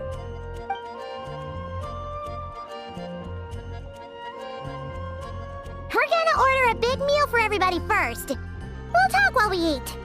Yippee! Excuse me. Did I hear you call him Durin just now? But wasn't Durin the evil dragon that fell on Dragonspine? Come on, miss! This Durin isn't that evil dragon from Dragonspine. Albedo said... well, it was kind of confusing. But anyway, it's super cool. Oh, is this your first time meeting him, Marjorie? No wonder you're getting him confused. Still, even if you hadn't met him yet, shouldn't you have heard about him at the very least? At this point, pretty much the whole city has.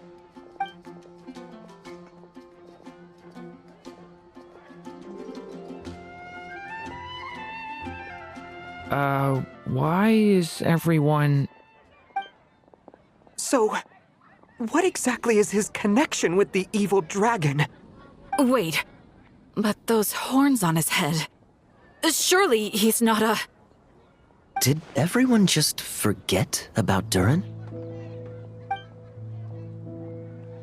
No, that can't be.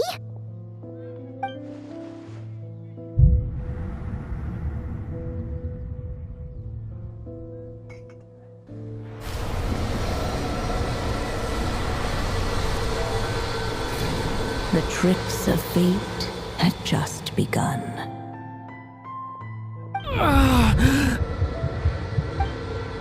Watch out!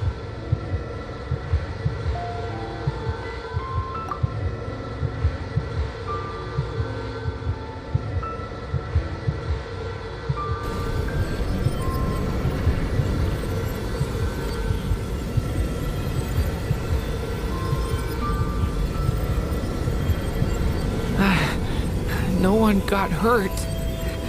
Did they? Durin! Durin!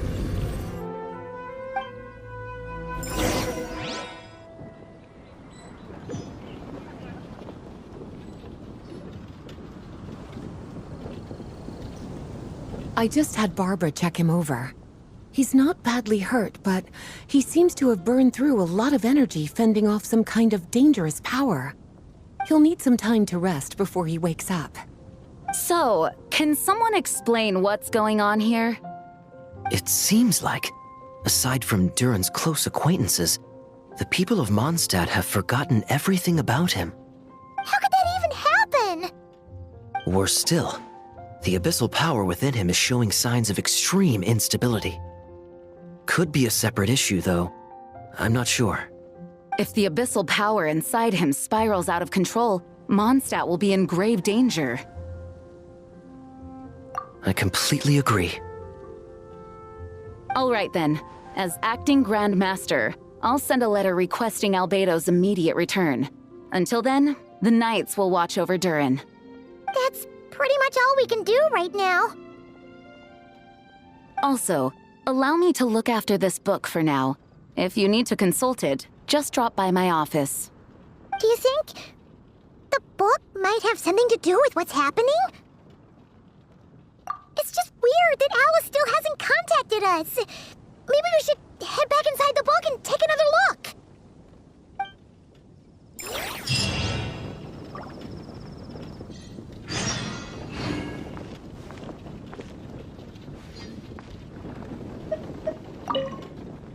No need to worry. He's stable for now. Klee was really looking forward to hanging out with Durin. We'd better not tell her what's happened to him just yet. I'll have the Knights notify you as soon as he wakes up.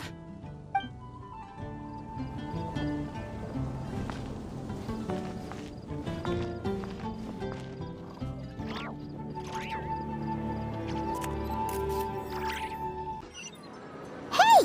A letter from Jean! Looks like Durin's woken up. Let's go see how he's doing.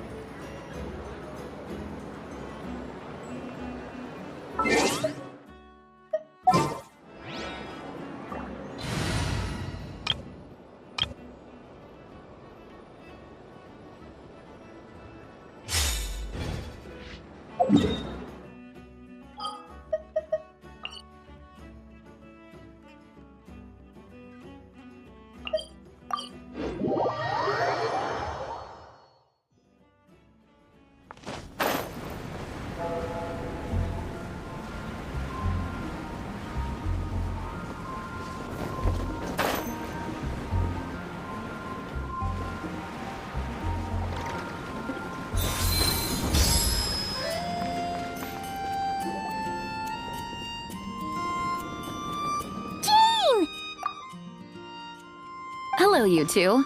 I'm glad you got my letter. Durin's awake and waiting on the bench over there. I'm here if you need help. Just give me a shout. Don't worry about us. We'll be fine. Oh, hey, you two. I just remembered what happened right before I passed out. Thanks for holding me back. I shudder to think what might have happened if you hadn't. I'm fine now. It's just... a lot of people seem to have forgotten me. Don't worry. We'll figure out a way to fix this. Why don't you start by telling us what happened? It felt so strange. After I realized no one recognized me anymore, I suddenly felt like I'd completely lost contact with my body. Abyssal power lies sealed within this body I inhabit.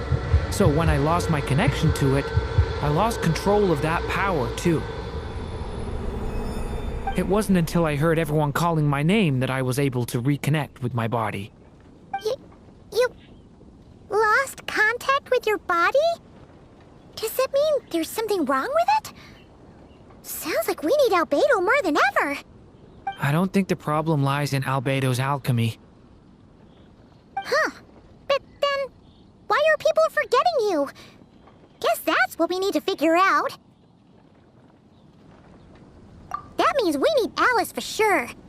But it's been ages and she still hasn't been in contact. Now would be a really good time for a hint. How could the story's budding branches even hope to reach beyond the towering walls? Leaving the castle, the witch went off in search of the tallest, grandest tree in the whole world. High up in the canopy of that tree, she sought a resting place, a refuge where the little sapling might take root. Go to that place, for it was there that the sapling felt its first breath of wind. Huh? Was that another clue? Does that mean the story isn't over yet? Leaving the castle. It just occurred to me. If this story is all about my own experiences, then wouldn't what happened after I left Simulanka be part of it too? But how could she possibly know exactly what would happen? And even if she did, how could we know when the story was complete? Yeah. Since we can't reach Alice right now, we'll just have to get to the bottom of this ourselves. But first, we gotta figure out where this riddle wants us to go. The tallest, grandest tree in the whole wide world. Huh. The only place that ever gave me that feeling was the one I ended up in right after leaving Simulanka. They had great coffee there, too. And so many books you'd never run out of things to read. Think about it. Our search in Mondstadt began in a library, right? Well, Sumeru City's got one of those, too. And it's absolutely huge. What do you say? Should we try looking there? Huh. That does kind of make sense. And it's not like Paimon's got a better idea. Alright, let's just give Jean and the others a heads up first. Well, it sounds like you've got a plan, so I won't interfere. All I ask is that you stay safe. Albedo won't be back for some time, and until he is, we can't know for sure how dangerous Durin might be in his current state. I'm so sorry about what happened before. Believe me, I'm not blaming you, and neither is anyone else here. If anything, it's the opposite. We're all just worried about you. Worried? About me? Come with me. I want to show you something. As soon as they heard you were awake, they all hurried over to see how you were doing. You all came to see me? A little birdie told me you're working on finishing a storybook. So maybe all those people losing their memories is just a plot twist, waiting to be resolved. Miss Lisa, you always seem to know how to put my mind at ease. Please, everyone, don't worry about me. When I get back, I'll find a way to complete my mother's story, and the one we started, too.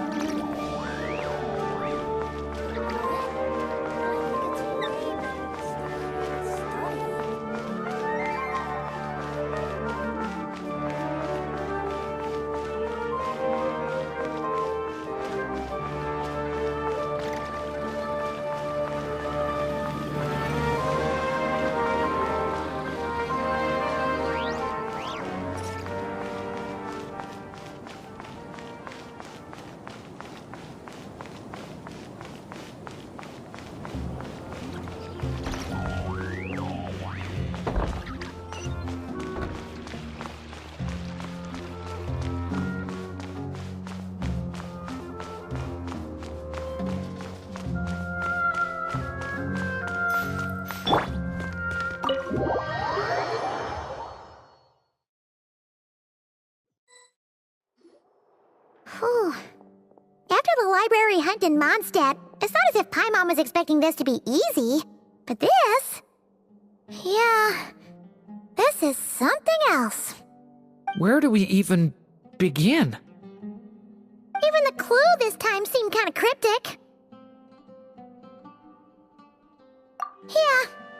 Guess the best we can do is stay on the lookout for more weird things going on.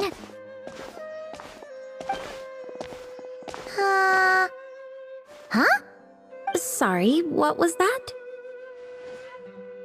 I'm here to return Volume 5. According to the catalog, Volume 5 of this series is not available for loan. I can't accept the return of a book that was never checked out in the first place. Let me put it this way. My copy is complete. Yours, on the other hand, is missing large amounts of content. So you should swap it for mine instead. Sir, you have to understand. Managing a library is a serious business, and we have protocols in place for this kind of thing. I can't just replace an important volume in our collection based on nothing more than your word. Hey! Look what the Wandering Tom dragged in! Oh, it's you.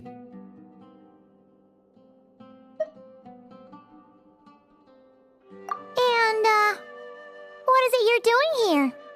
I'm a traveling scholar, as you know. Isn't a library the most natural place for me to be? Well, the last time we saw you was all the way in Nodcry. Paimon just didn't expect to suddenly see you in Sumeru, that's all. There were some things I needed to come back and take care of. Some documents had gone missing, so I tracked them down, restored them to their original condition. And now, I'm here to return them. And considering what I'm planning to do next, it feels like a weight off my shoulders. What's going on with you, huh? You look like a kicked puppy. Hat guy. Ah, at least you haven't forgotten about me. What's that supposed to mean?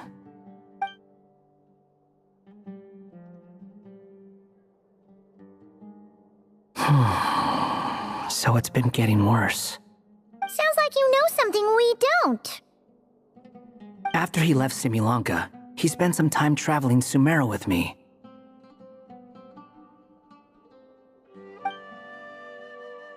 I was working on several texts at the time, and I stumbled upon something strange. Anytime Durin of Simulanka was mentioned, before long, the record would disappear. Which means, all the remaining records on Durin are about the evil dragon that fell on Dragonspine. How did you even discover that? If I remember correctly, Hat Guy loved the time he spent in Simulanka so much that he started writing a travel log. That's besides the point. The fact is, you're not affected by the ley lines of this world. I'm sure you can grasp the implications of what that means. His case is different from mine. It's more like the world itself refuses to accept his existence. It started with a few written records, but now, it sounds like it's spread to people who never met him or didn't know him well. At this rate, the whole world might forget him altogether. The whole world? But that includes all my friends in Mondstadt, and even Hat Guy, too. So that's what you've been worried about all this time? Why didn't you just tell me? There are more important questions right now, like figuring out how to fix this.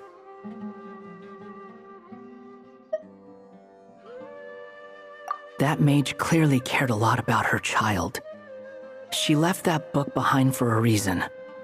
If you want answers, isn't that the place to find them? You think that didn't occur to us already? Problem is, we need to find the memory that unlocks the next chapter first. Mind if I take a look? I just want to know what secrets this book is hiding. Besides, I've run into a bit of red tape, so I've got time. Of course. Be my guest. So, the memory we've been looking for was about you all along?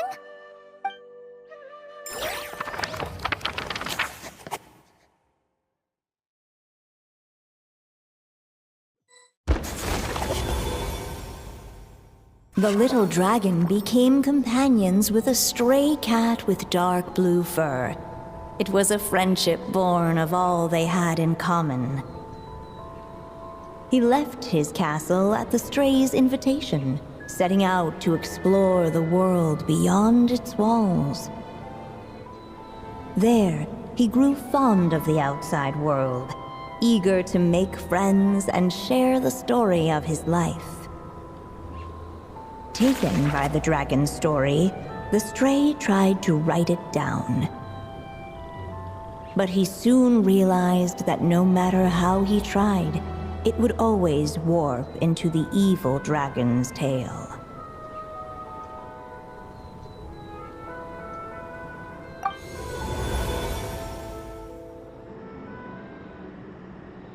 So, this is the world where this chapter takes place? Looks like we're at the top of some kind of gigantic tree. This one must be about what happened to me when I first arrived in Tevat. No wonder the memory that unlocked it was about Hat Guy. Most of my memories from that period were. Hold on. Anyone want to explain how I ended up looking like this? Maybe you've become a character in the story too.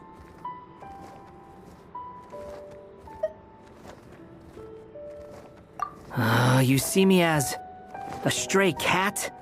A wandering Tom, to be exact. You should count yourself lucky. Of all Durin's friends, your character is by far the most memorable.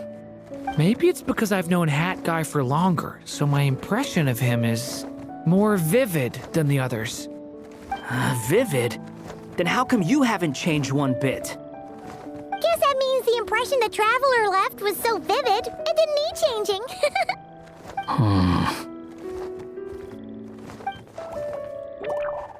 Hello, everyone! Ready for today's adventure? It's the storybook, Durin! Oh. So you're not playing yourself in this one? Does that mean the two of you have even more memorable roles to play? Where are we going today, kitty cat? Whatever. Just follow me. Same as always.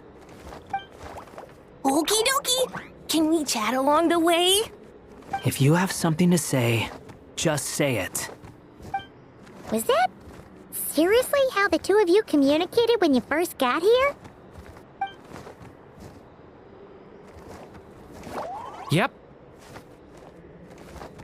Anyway, how do we get ourselves out of here? Usually, the narrator gives hints to help us figure out what to do. Speaking of which, about time we got some of those, don't you think? The story's vines had woven themselves together into a giant tree, the boughs of which a little storyless dragon now paced, homeless among its leaves. He had to find a way to leave this place and set off in search of a home of his own. If he stayed, the world would erase him from its memory altogether. To leave this place? But where am I supposed to go? The little dragon felt completely lost. Just like the vines, the road ahead branched off into different directions, twisting and turning before disappearing into the mist.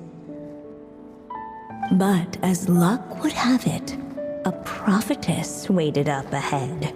Perhaps she might know where each path might take him.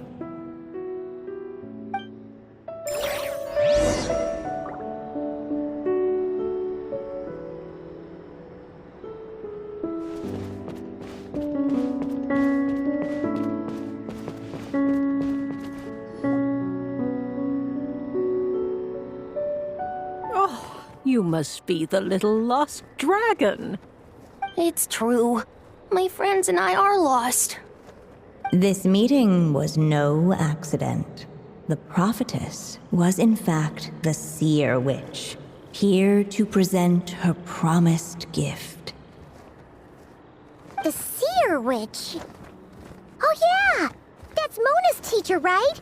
The old hag? Insolent child. I am the seer witch, your prophetess, not some old hag. Sorry! Now, little lost dragon, I have come to bestow the gift I once promised. A prophecy. A prophecy? Hear me now, for my prophecy is this. One day, the dragon from beyond the castle shall be reborn, and none may avert its coming. The wind took the prophecy and swept it off into the distance. And so, the little dragon was shown a path to wander. As far as I remember, once that alchemist from Mondstadt learned about the prophecy, he chose to stand with you against the evil dragon. So, what does any of this have to do with you being forgotten? Oh, wise witch of prophecy! Could we trouble you with another question? As enigmatic as she was elegant, the seer witch spoke no more, for her thoughts had long since returned to the starry firmament above. Just when we actually needed her.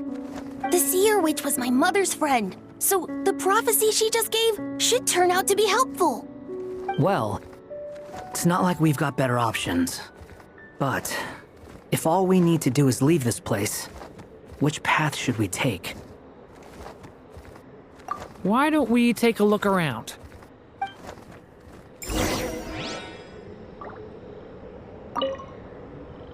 As enigmatic as she was elegant, the seer witch spoke no more, for her thoughts had long since returned to the starry firmament above.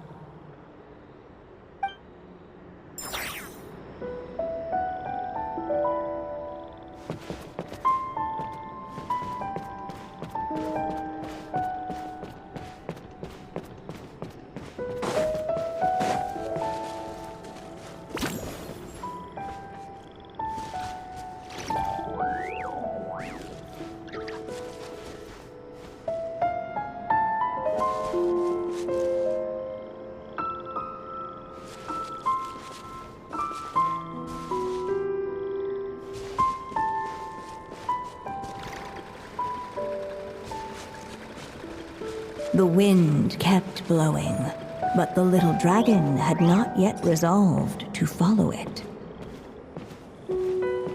Before him lay a foggy path, and where it might lead, he could not tell.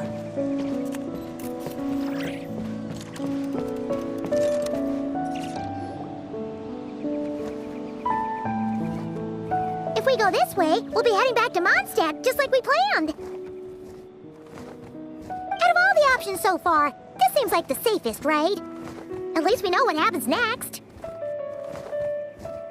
He helps stop the evil dragon from returning, gets a new body, makes a whole bunch of friends, who all just forget about him. But you didn't forget, Hat Guy.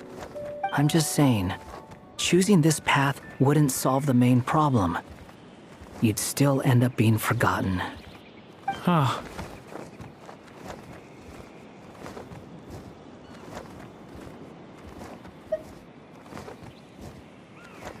I'm not against choosing this path.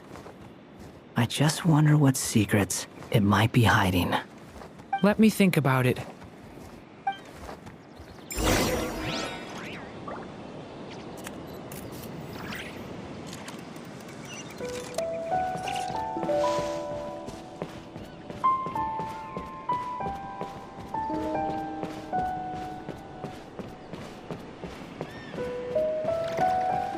I still think you should keep going, little dragon. If you leave the castle, you can accomplish something amazing and make a bunch of friends along the way. Really? Then let's go! Unable to preserve his story, the little dragon wandered astray. Fortunately for him, a certain prophetess had left behind a prophecy to guide him. The wind took the prophecy and swept it off into the distance, and so the little dragon was shown a path to wander. Following the wind's guidance, the little dragon made his escape. In turn, the prophetess affirmed the little dragon's choice, leaving an extra secret as her parting gift.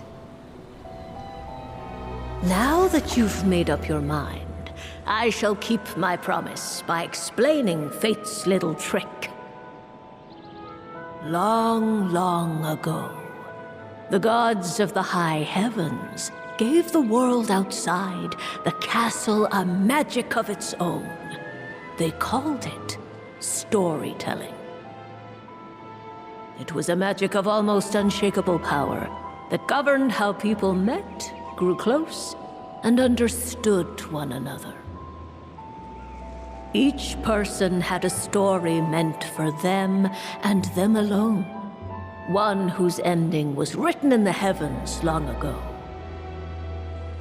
In truth, your story and the evil dragons are simply two versions of the same tale, and that is something the magic of storytelling cannot abide. Beyond the castle's walls, your story cannot take root, for the evil dragon's tale has done so already.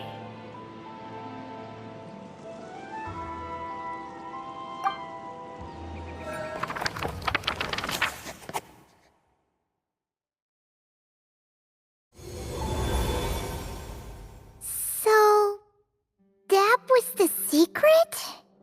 Huh.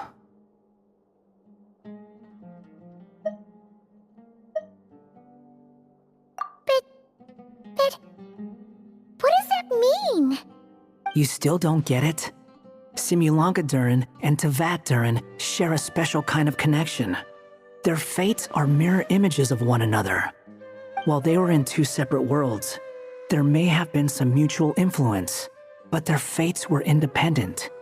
But when Simulanka Durin came to Tevat, a version of his fate already existed there. So, how can two fates exist at the same time? The answer is, they can't. The rules of this world don't allow it. You can't return a book you never checked out in the first place. So, what's Durin supposed to do?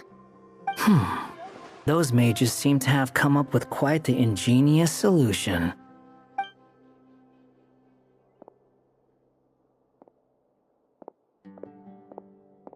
I'm here to make a return.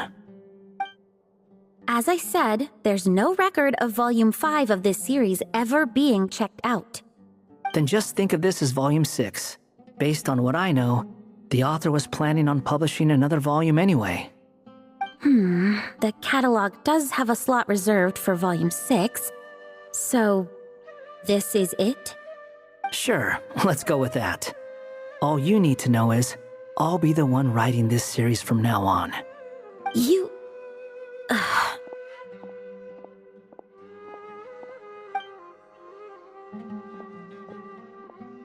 What are you up to this time? Remember the red tape I mentioned before? Well, I just took care of it. Now, I guess you'll be off to see your alchemist friend? It should be pretty obvious by now. He has the answers you're looking for. Well, we do have a whole bunch of things to confirm with Albedo, that's for sure. But didn't Jean say he'd be gone for quite a while? I'll join you. Just let me know when it's time to go. Hat guy? Don't sound so surprised. I'm part of this story too, aren't I? I'm just playing my role. Well, yeah. But it's not that. I just feel like you want to help, but something's holding you back. When I first realized you were being forgotten by the world, I thought it might be because you spent too much time with me. I even thought cutting our ties might be the only way to fix it. Why would you think that?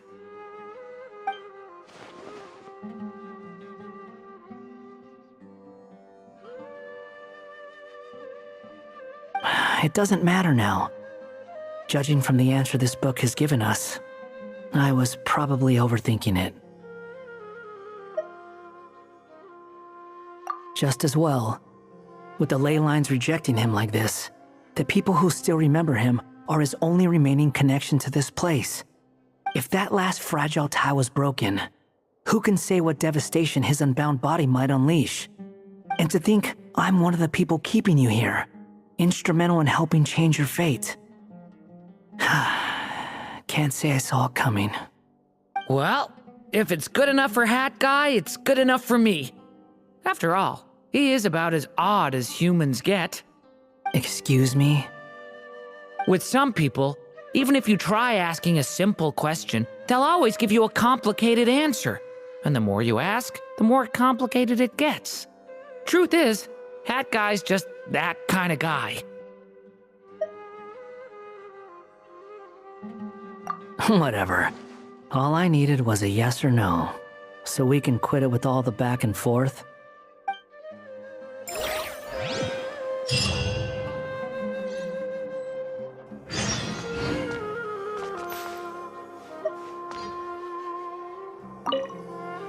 If you feel like stepping back into the story, just come find me.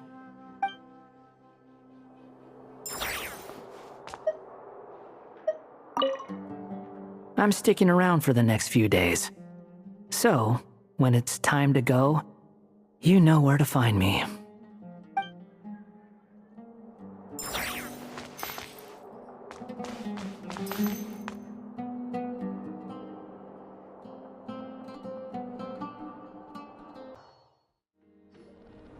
So this is the other Durin, huh? If this had been the dragon that ended up being revived in Mondstadt, there's no telling what kind of calamity that people would have had to endure. So, if you think about it like that, Durin's actually a hero.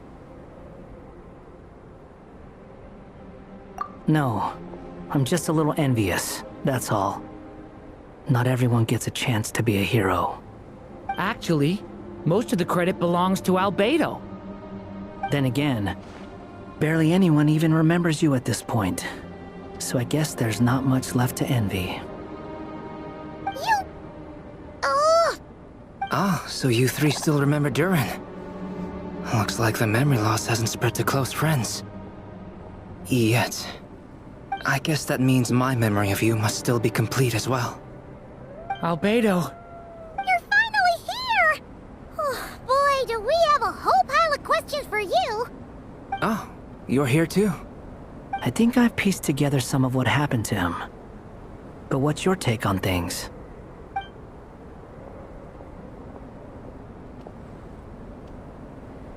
Master Jean filled me in on what happened, and I've got a few theories. But let's get on the same page first.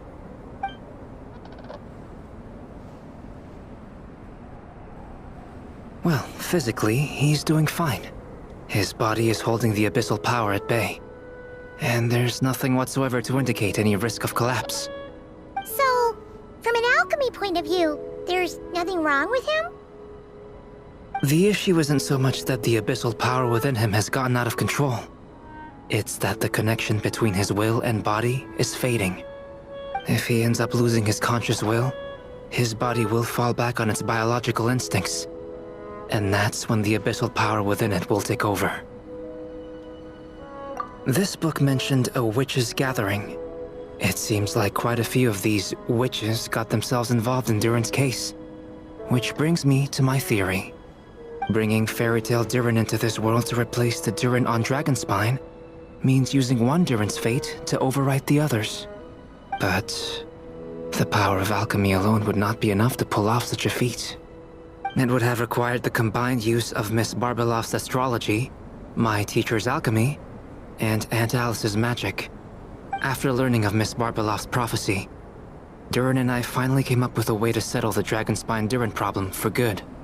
And I took care of the alchemy side of things, which, looking back on it, seems to have been a part of their plan all along. So now, there's only one thing missing. As for the fate theory our friend in the hat just mentioned, I still can't figure out how any kind of magic could possibly influence the fate of Tevat. But I'm certain that the answer lies within this book. So, the reason Alice had us complete this book was to make that magic possible? A form of magic powerful enough to rewrite fate itself. Well, we've no time to lose. I just need to take a look at the book. The next part of the story most likely relates to me. So the memory that unlocks it must be connected to me too. Huh? The giant tree was home to a broken branch, the shape of its splintered arm aligning perfectly with the branch that had burst forth from the castle walls.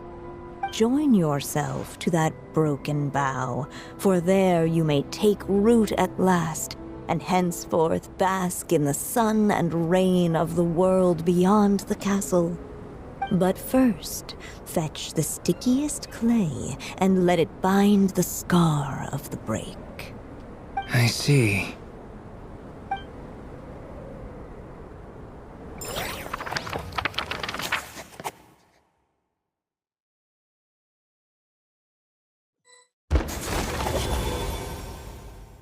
Guided by the breeze, the little dragon arrived at an alchemist's workshop.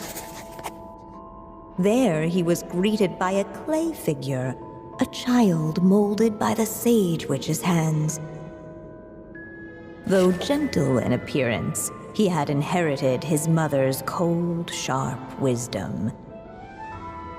And he was determined to avert the calamity the evil dragon would bring. And so was his helper, none other than the little dragon himself.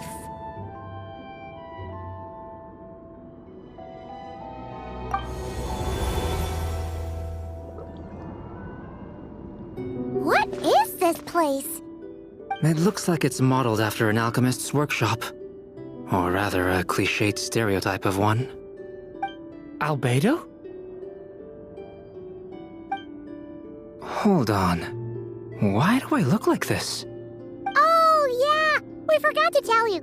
Basically, the characters in the story are reflections of how Durin sees them. At least you're still human-shaped?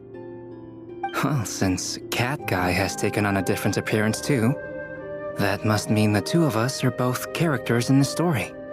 But you, Paimon, and Durin haven't changed at all. You must be special figures in some way. I'd like to know more about that too. But seeing as none of them can explain it, let's just concentrate on moving the plot forward.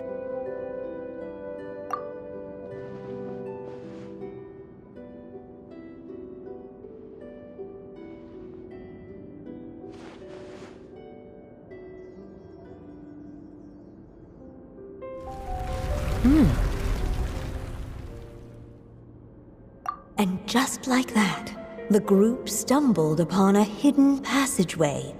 Intricately crafted, it seemed to lead them towards another exciting chapter of the tale.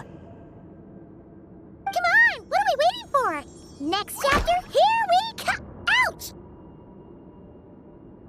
But this was a chapter that had not yet been written. Ahead of them was a storyless void, and they could go no further. What? Then what's the point of having a path here?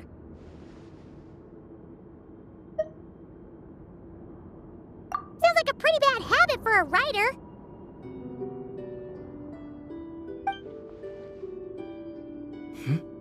Over here. I found something. What the clay figure found was none other than the evil dragon's heart itself. Though the creature had perished long ago, its heart was still there, pulsing away and growing warmer with every beat. And the clay alchemist knew what it meant. That the evil dragon would return one day, just as the prophecy had foretold. Yet, guided by his mother's wisdom, he foresaw another fate. If only the alchemist could bestow this heart upon the little dragon, he might be reborn in the evil dragon's stead. Only then would the evil dragon's heart grow still, and the little one inherit its tale. Sounds like this chapter's about Albedo bringing me to life? If that really was the solution, though, this would have been over the minute I finished the transmutation. So why is Durin still being forgotten? There has to be some other reason.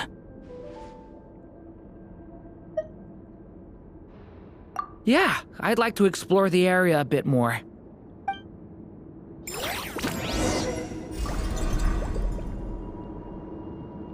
Unless the little dragon kept moving, eventually he would be forgotten.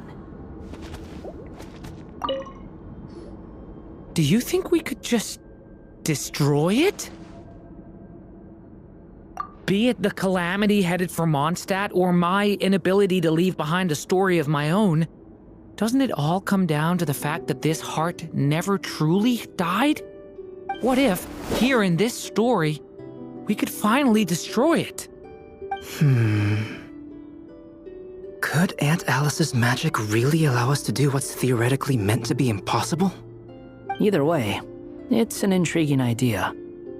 I'm not opposed to giving it a shot. Durin! It's just... I'm still afraid someday, even you guys will end up forgetting me. If there's even the slightest chance it'll prevent that, I'm willing to try anything. But I'm not sure if I can destroy it on my own. Chances are, I'm gonna need your help again. So please, everyone, help me destroy this heart, once and for all!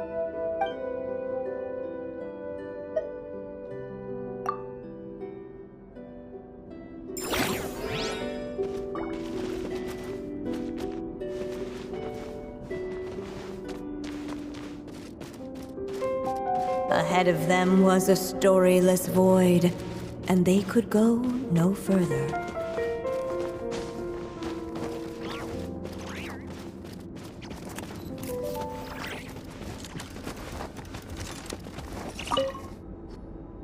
There you are! Oh! Hello there! Hey! It's Mini Durin again! What are you doing holed up in here?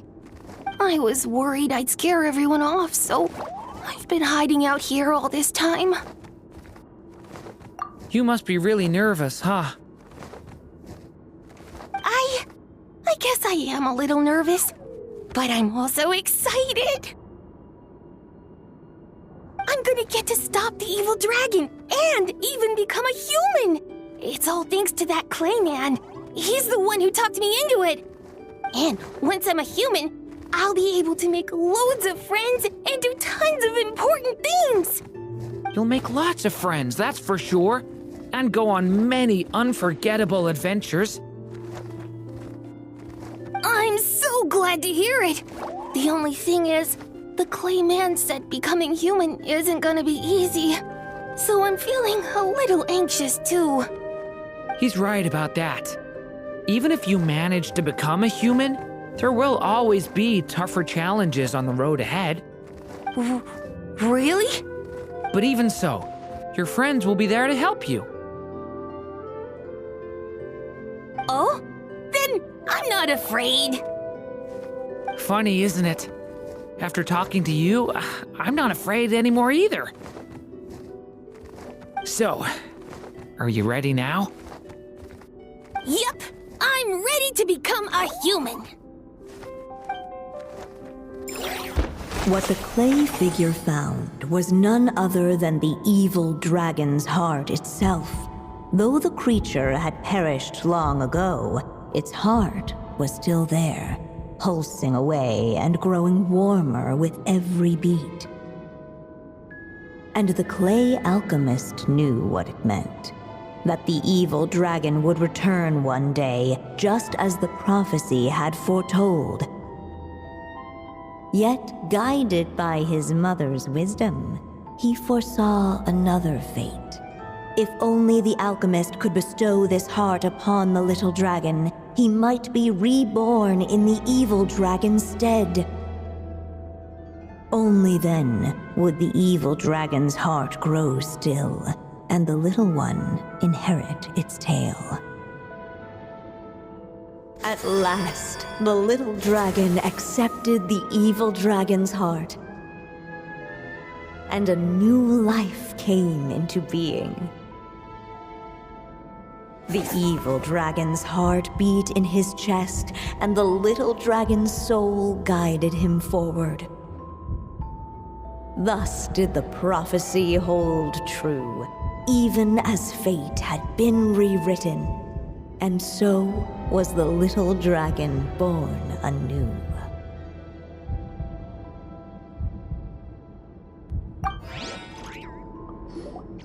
Finally! A happy ending! That must be the last step, right? Woohoo! We completed the story!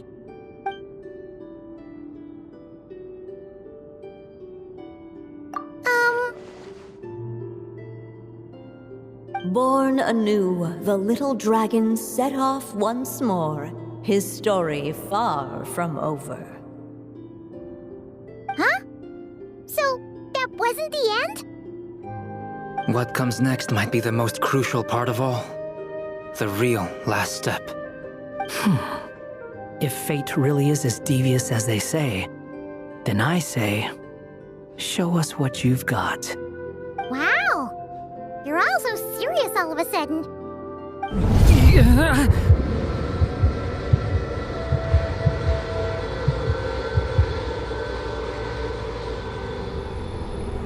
Durin, are you alright?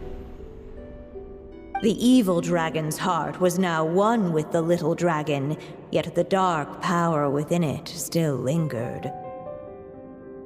Would the little dragon dare to hold this power back, or would he simply give in? Hey! What kind of question is that? Of course he's gonna control it! What choice does he have? Time is running out. So, will the little dragon dare to hold this power back? Or would he simply give in? What's up with the narrator?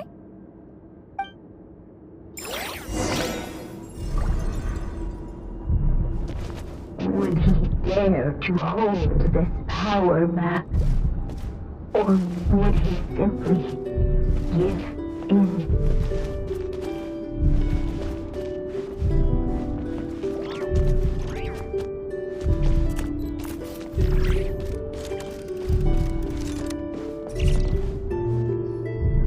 the little dragon and his companions. Blank. Blank again. Huh? What's going on? Are we running out of ink? Once the ink runs out, is that the end of the story? I had a feeling this would happen. What's happening to the others? Now that the story's ink was spent, all that lay ahead were blank pages.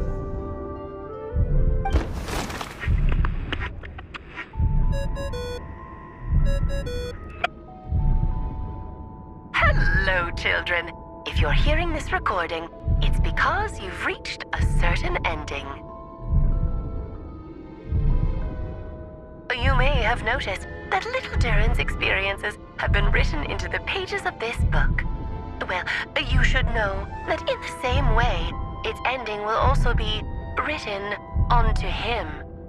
So be careful, because triggering a bad ending could be somewhat problematic. Let me guess, you're upset that I didn't warn you earlier? Don't worry though, I've thought it all through. I built a very special feature into this book, just for you, the witnesses of this tale. So, go ahead, see if you can turn back the pages. If you're not happy with the ending you've reached, just flip back a few pages and let the tale unfold once more. Pretty incredible, huh? That's the power of magic.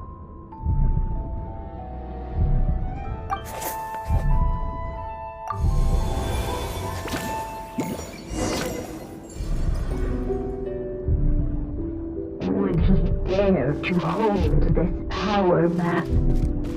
Or would he simply give in? Ahead of them was a storyless void, and they could go no further.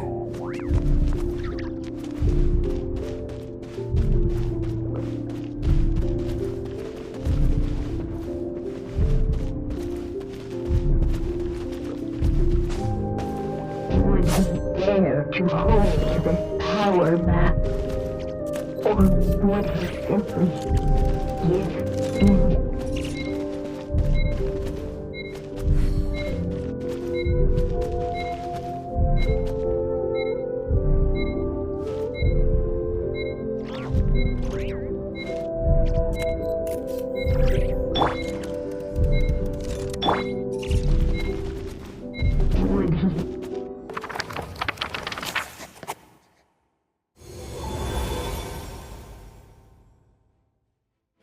The little dragon was at an impasse, and the dark power within him surged like a tide.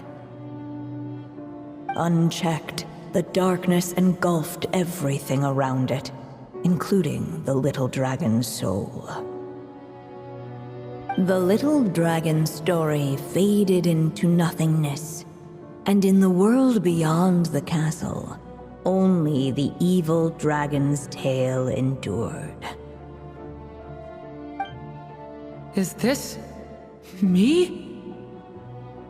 And so the story ended, with the little dragon fading from sight, leaving nothing but the evil dragon's shadow in his place. Oh no! That means Durin... What do we do now?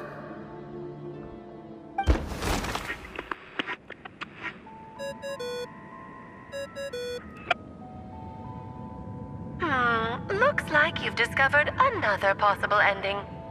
Do not lose hope. You just need to keep searching, for there are possibilities that only you can bring to life.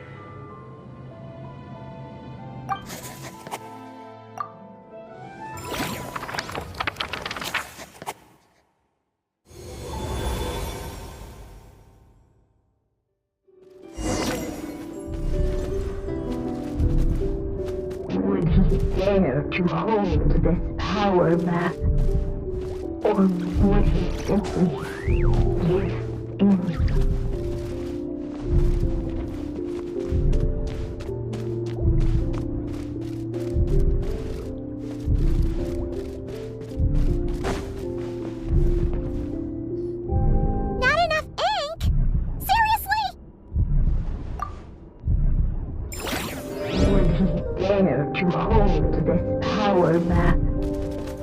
Or would he simply give in?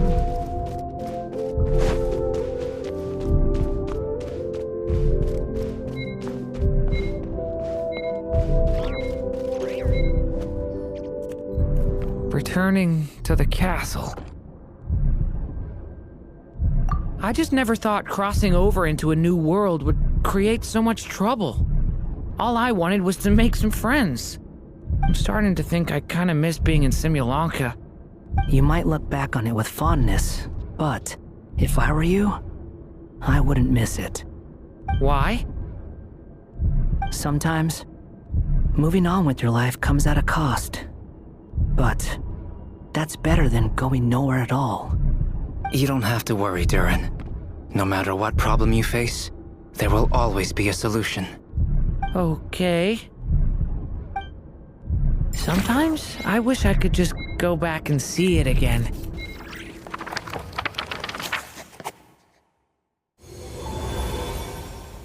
As the little dragon slipped back inside the castle's walls, the clamor of the outside world fell away. There was no danger here, no problems for the little dragon to resolve. As soon as his mother finished her story, it was time for the child to drift off into the world of dreams. And so the story ended, with the little dragon fast asleep in his castle, just like he had never even hatched. What's going on? I feel so weak. Hey, what's happening?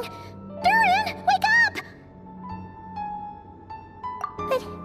But, this can't be how it ends!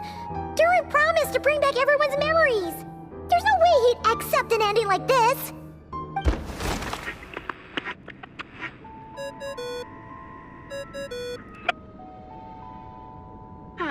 Looks like you've discovered another possible ending. Do not lose hope. You just need to keep searching, for there are possibilities that only you can bring to life.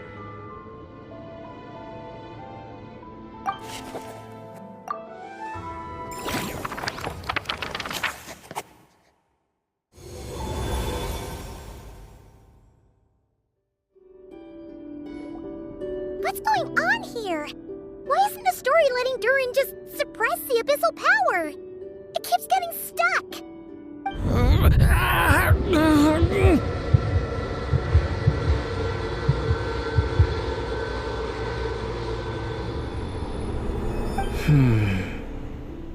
It seems the act of suppressing the power counts as an event in the story.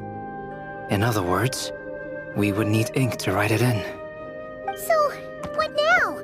Did we use too much earlier? How are we supposed to write a happy ending with only this much left?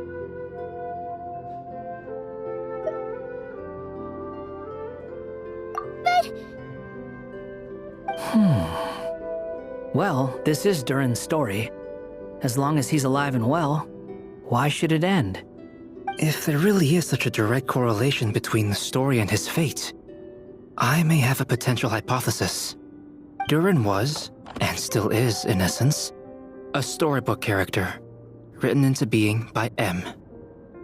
From the moment he was born, he has always dwelt within her story. And I suspect that has remained the case, even after his arrival in Tevat. Reviving Durin in the evil dragon's place was an act of grafting this Durin story onto the latter's fate. In essence, that is how his fate was rewritten. But there is a fundamental difference between a being's story and its fate.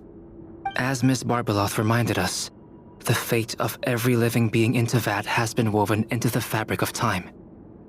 Its most natural path, therefore, is to proceed along its given track. But Durin's story, on the other hand...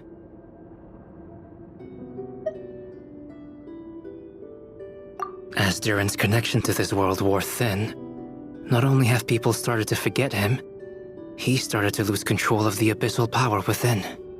In other words, his story can't continue, because the author's ink is drying up. That's what it seems like to me.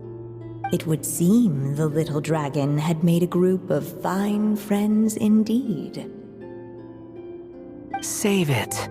The question is, are you here to help him or stand in his way? This is as far as the story can go. What path will you choose?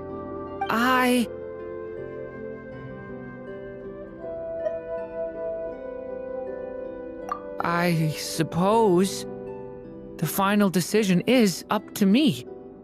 It's hard to believe I never actually left my mother's story. If that's true, I'd like to go there and see for myself.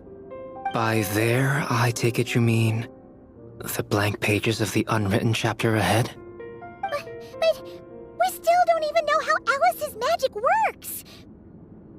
If Durin belongs inside the story, then going outside of it to some unwritten part, isn't that too risky? I'm not afraid. I second that. It would seem this is one answer you need to go seize for yourself. So be it.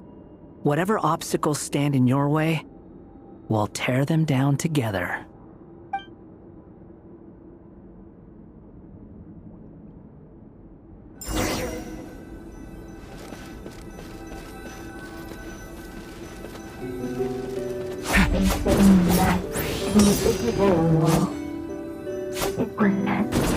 The little dragon was staring at the unfathomable edge of existence itself. And all of a sudden it began to fracture, as if struck by some transcendent will.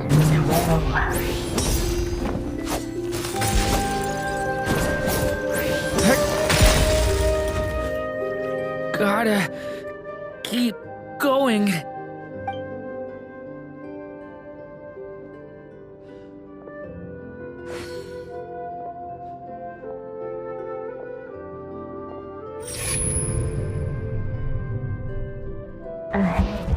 Lies only a storyless void.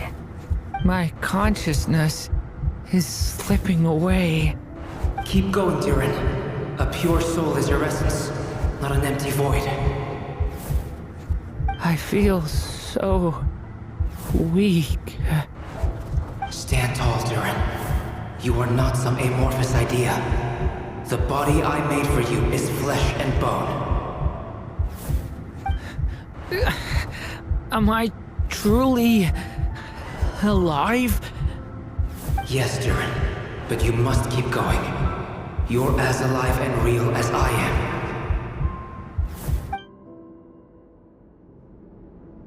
I can't feel a connection. You're not alone in this world, Durin. At the very least, you have me. I can't remember anything. Who am I? Your name is Durin, and there are many who still remember it. My name is Durin. You're taking too long. Come on, Durin, run! In this world, fate waits for no one. Wait! Where am I meant to go? What am I supposed to do?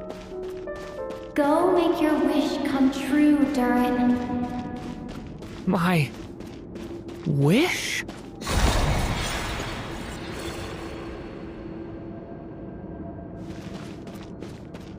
Your story's not over yet.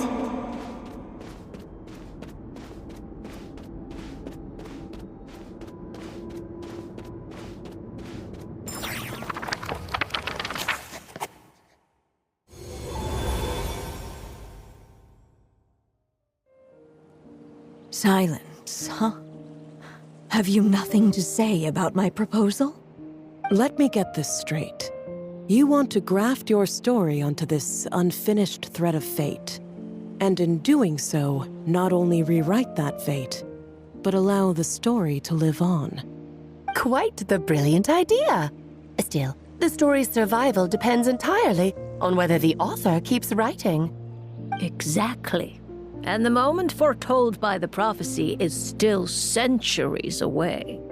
I see. I thought my own ignorance might be the problem. That I'd asked more of the noble science of alchemy than it could ever deliver. Or that I had failed to discern the heavenly signs and grasp the secret truth underlying the prophecy. Little did I imagine that time itself would prove to be the greatest hurdle of all. Well, my friend, this has been a most intriguing experiment. And from an academic perspective, at least, I don't think it was a bad proposal. Someday, the prophecy will come to pass. So remember, my friend, much like the stars themselves, there will always be something that transcends the test of time. Thank you, everyone. You've helped me so much already. But, Alice, I still have one final favor to ask of you. Will you lend me your magic one last time, just enough for me to keep his story alive until the prophecy is fulfilled? You mean you want me to extend your lifespan? No, not in that sense. As Rheindotter once told me, the laws governing life and death are among the most unyielding in this world. I'm well aware of that. Whether it lasts a day or an age, the span of one's life is determined by fate alone. If I tried to breach that law by force, I'm afraid I would lose what makes me human. This is not a path I want to go down. If I am to die, then I shall die a human. So what is it that you want me to do? I would like you to send this pen of mine into the future. I see. Then perhaps there really is a way I can help. I could create a kind of story magic to take over the writing once you're gone. Oh, but for it to work, you would need to provide enough of your own words for it to learn from. How much? Oh, an immense amount. So much, in fact, that you would have to spend the rest of your life writing. And even then, I'm sorry to say, it would not last forever. No matter how much you write, there is a limit to the number of words you can leave behind. But the world itself will never stop changing. Someday, perhaps, even your entire corpus will not be enough for the magic to continue describing this world. And when that happens, the story will end. Still, it's worth a try.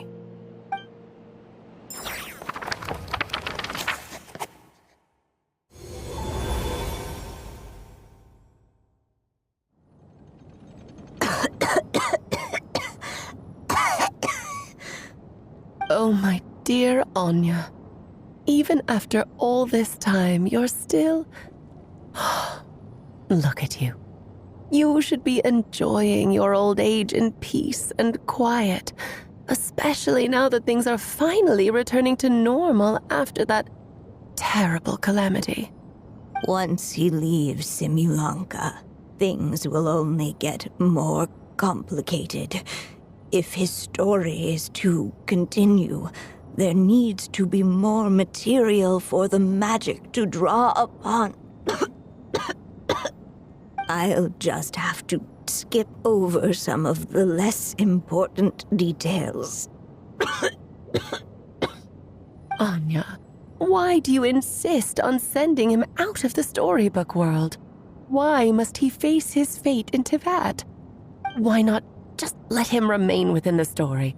With my magic, even fate's curse could be undone and he could live happily ever after. I suppose. In fairy tales, all it takes is a heartfelt wish. And even a wooden puppet can turn himself into a real boy and live happily ever after. That's just how fairy tales end, isn't it? But have you ever wondered what happens to the main character after the ever after. Tell me, Alice, in your eyes, what would be a writer's greatest regret? To leave a story without an ending. Not a bad answer. It's true, many writers come to consider that their greatest regret. But I see things differently. My greatest regret is that every story I write has to come to an end in the first place. Anya. No matter how brilliantly a character shines, the moment their story ends, their potential is lost forever. For them, the story itself becomes an inescapable fate. But what if, instead, I could place my pen in their hand and let them continue the story themselves? You mean? You said it yourself. I can only leave so many words behind. Even with your magic, the idea that I could keep the story going until the prophecy comes to pass is wishful thinking at best. But I found a way to use your magic to transform some of my finished stories into a special kind of ink. This ink is a magical medium he can use to complete the story the way he wants to. For what is storytelling but another kind of magic? And if he can experience the whole tale himself while leaving behind his own wishes and aspirations, even once he reaches the chapter where I stopped, he'll still be able to carry the story forward on his own. And so, by leaving him this ink, I can entrust him with the responsibility of writing his own story. A character with the power to write their own story. That way, he'll finally be free from the cage that is my pen. And like anyone else living in the real world, he can go on to create a life of his own. And you no longer need to worry about the constraints of my magic. What a brilliant idea, Anya. But there are still risks. First of all, once he arrives in Teyvat, he'll have to rely entirely on the story you left him to maintain his connection to that world. As you gradually hand over creative control, that connection will grow weaker, and at some point, he might lose it altogether. But at the same time, he'll also have the chance to forge that connection for himself. The issue is, this method taps into too many of Teyvat's core secrets. Any overt hints you try to leave will be erased in no time. In fact, it'd be hard for you to leave anything at all to guide them. We still have the story itself, though. I can use that to show them the way. It's entirely possible he burns through all your ink, never reaches the chapter you had in mind, and gets stuck, roaming the chapters of his past. But despite all that, I still believe in what this child can become. His hopes and wishes can be his ink, so he won't be trapped by mine running dry. Oh, what the writer you are, Anya. Your imagination never ceases to amaze. And you do know how much I love a happy ending. You shall have my help, my dear. Thank you, my friend. Well then, my child. Do you understand what you must do? Yes, I think I do. It's my turn to keep this story alive. Then what's holding you back? What will become of you after I take up this pen? I will fade away. There will no longer be a reason for me to go on existing. My child, or your mother, I should say, passed away long ago. The voice you're hearing is nothing but a magical echo that has now fulfilled its purpose. You needn't feel so reluctant to let me go. I know my mother died long ago. It's just, when you lose your mom too soon, it's hard to tear yourself away from the stories she used to read. I guess it's a silly way of pretending she's still here, by your side. Durin. But after coming to this world and traveling it with my friends, facing all kinds of enemies together, I suddenly realized I couldn't just sit around listening to my mother's stories because I'd found a new purpose in life. Maybe this is just what growing up feels like. With all my new friends waiting, it's time I finally set aside my mother's storybook. I'm ready to grow up now, Mom.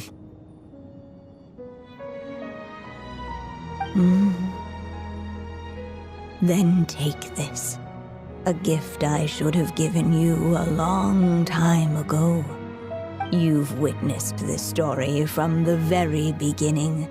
Made your wishes, offered your blessings, and even wrote your choices into its pages. From here on out, this pen is yours. Now I ask of you, the other pillar of this story, as both its reader and its witness, will you turn the page so the next chapter can begin?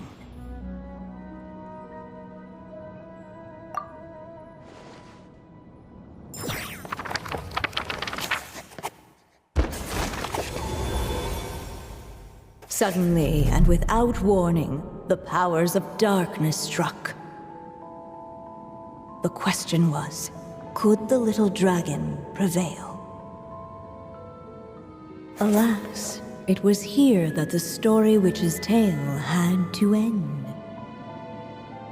But Durin's tale, on the other hand, had only just begun. Stepping into his mother's memories, he picked up her pen. And so the story that was ending began anew. He had made up his mind to challenge the fate that barred the way ahead.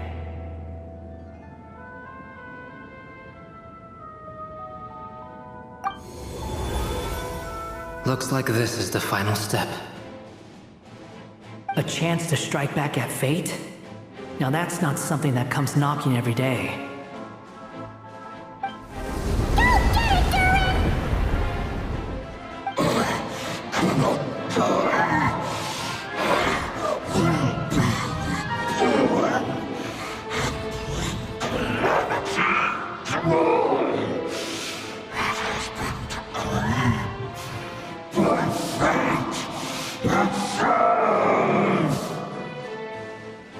No, that fate no longer defines me.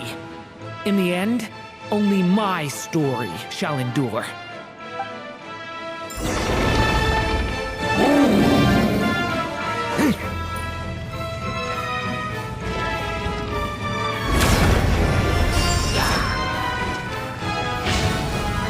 Leave it to me!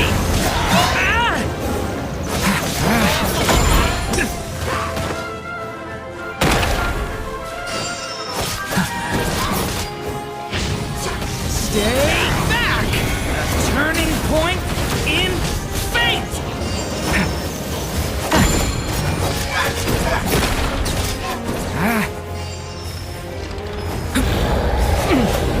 No dodging this one. Here, I'll help lift you up. Your story's not over yet.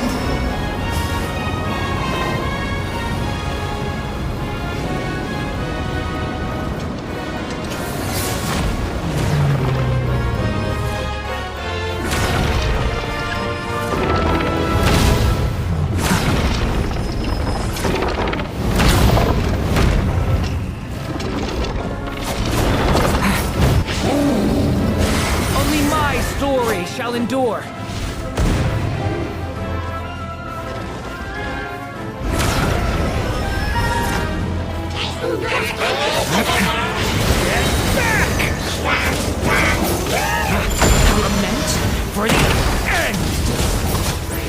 Go on!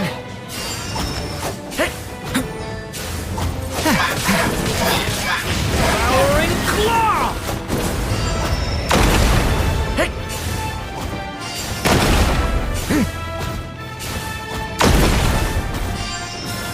Looks like there's nowhere to hide. Here, I'll cover for you.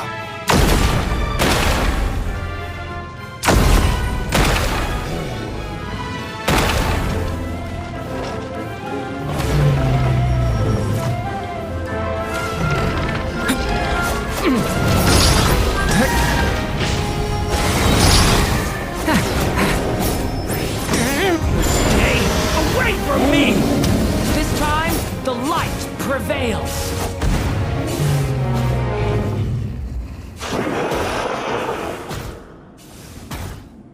Thank you, Mom. And so it was that Durin defeated the darkness and rewrote his fate. But his story is far from over.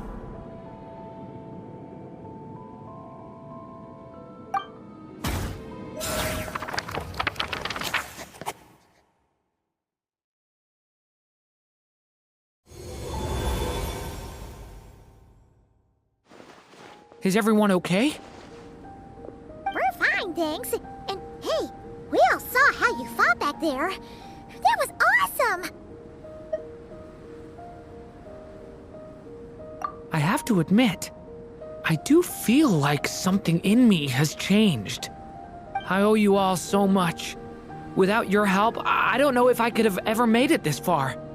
Just a shame I could only help out from the sidelines. Like I said before, it's not every day that you get to put fate in its place. Well, I'm sure you'll hear it someday. Hear what? The chance to strike back at fate knocking at your door. Yeah, maybe someday.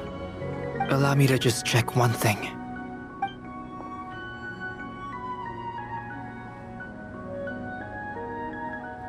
Yes. The abyssal power within you has stabilized again.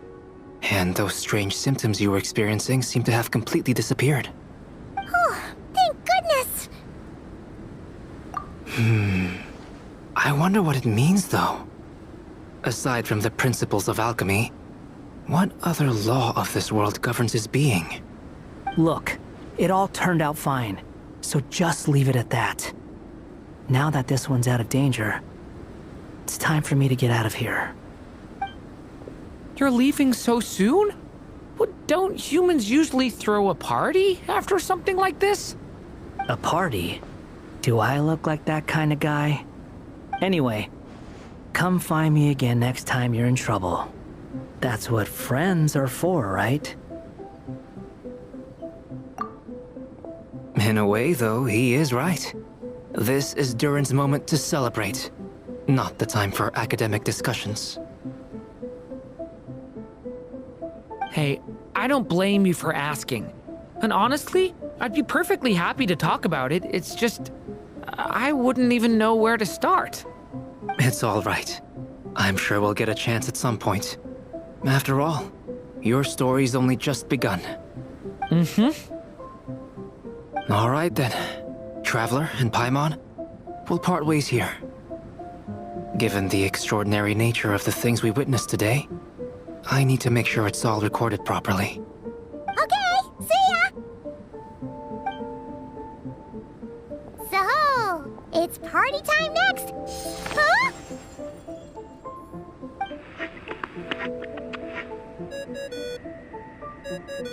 Congratulations on completing your mission. Now then, as per our agreement, it's about time you returned that book. She must have known the moment we finished. Just like she said she would. I've heard dressing appropriately is a must for socializing.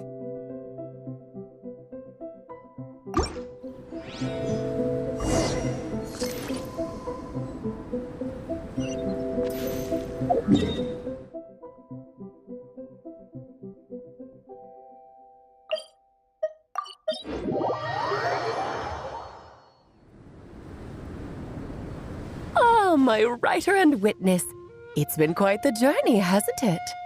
You had special plans for the Traveler from the start, didn't you? But of course, that goes without saying. For a story to live on, it needs both a writer and a reader. Only then can my magic take effect. I chose the Traveler as the witness because of the special nature of who she is. It's not easy finding someone with that kind of background, you know. For a moment, I even considered taking the role myself. At least it made for an interesting story, right? Huh? What are you doing here, tone-deaf bard? With the Hexenzirkel carrying out such a risky experiment in Mondstadt, it didn't cross your minds that the Animo Archon might be slightly curious? Sorry for the trouble, Lord Barbados. Think nothing of it. I dare say the Animo Archon quite enjoyed coming along for the ride. Now then, as agreed, let us see the fruits of your labor. Here, please take a look. Well. Somehow, despite all my careful planning, it still turned out to be full of surprises. It never even crossed my mind that Rhindotter's child would be capable of handling that kind of alchemy in her stead. When he asked for help with the materials, oh my, I nearly couldn't believe it. If only the others were here too, we could all celebrate together. I'm right here, you know. The only one who hasn't responded is the one busy stuffing her face over there. Is that you, Barbie? A little late to the party, don't you think? Come here, child. Let me take a closer look at you. All right, Aunt Seer Witch. Here I am.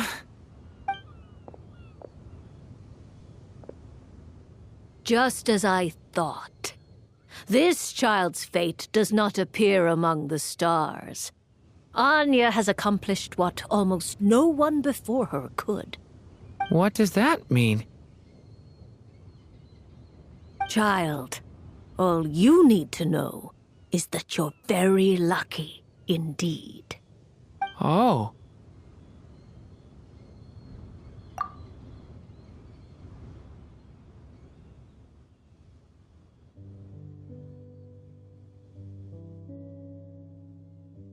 Just like how she was in the story, huh? Tell me, little Durin, what will you do next? I, for one, cannot wait to see how your story unfolds. Well, there's so much I want to do. I'm not even sure where to begin. How about settling your most recent regret?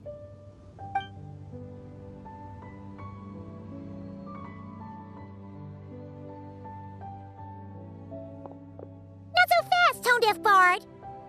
What exactly did you just tell Durin to do? To make a long overdue wish come true. Thank you once again, Alice. How much time do you have left? I believe these should be my final moments. Just enough time to say goodbye to my dearest friend. This feels like having to say our final goodbyes all over again. I don't like it. Not one bit. I don't know how to respond to that. Strange. You were always such a cheerful figure in my stories. I even dubbed you the Merry Witch, you know. Oh, please.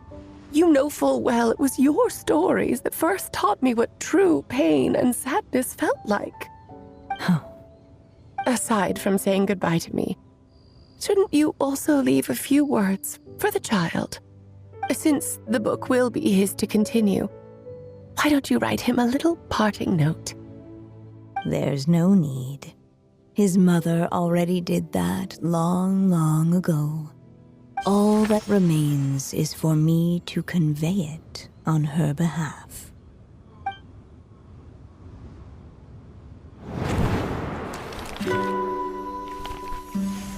My child, these may be the last words I get to leave you. I've always thought of the characters in my stories as my children. loving each one of them, just like a mother would. But you are the most extraordinary of them all. You alone can defy the fate of this world and write the perfect ending to my story. You alone shall leave these pages for a future I will not see. Still I say to you, fly, my sweet child. Just like a forest breeze yearns for the open sky, head into the unknown and seek an adventure to call your own. If you meet a dragon bright as 1,000 jewels, dance through the air together. You are not alone, for this world has accepted your place in it. Do not lose heart. You still have many wishes left to fulfill.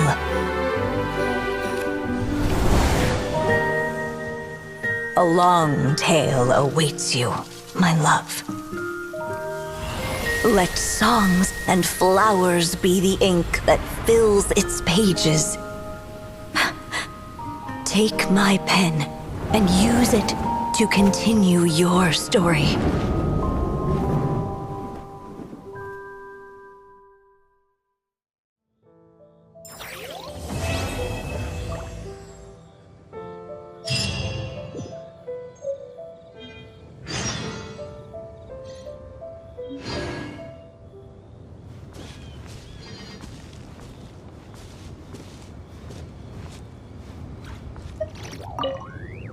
There you go! Your very own copy of the book. We wouldn't want one of the story's key witnesses to leave empty-handed now, would we? Of course, this copy isn't magical in the same way, but rest assured, all the twists and turns are still there.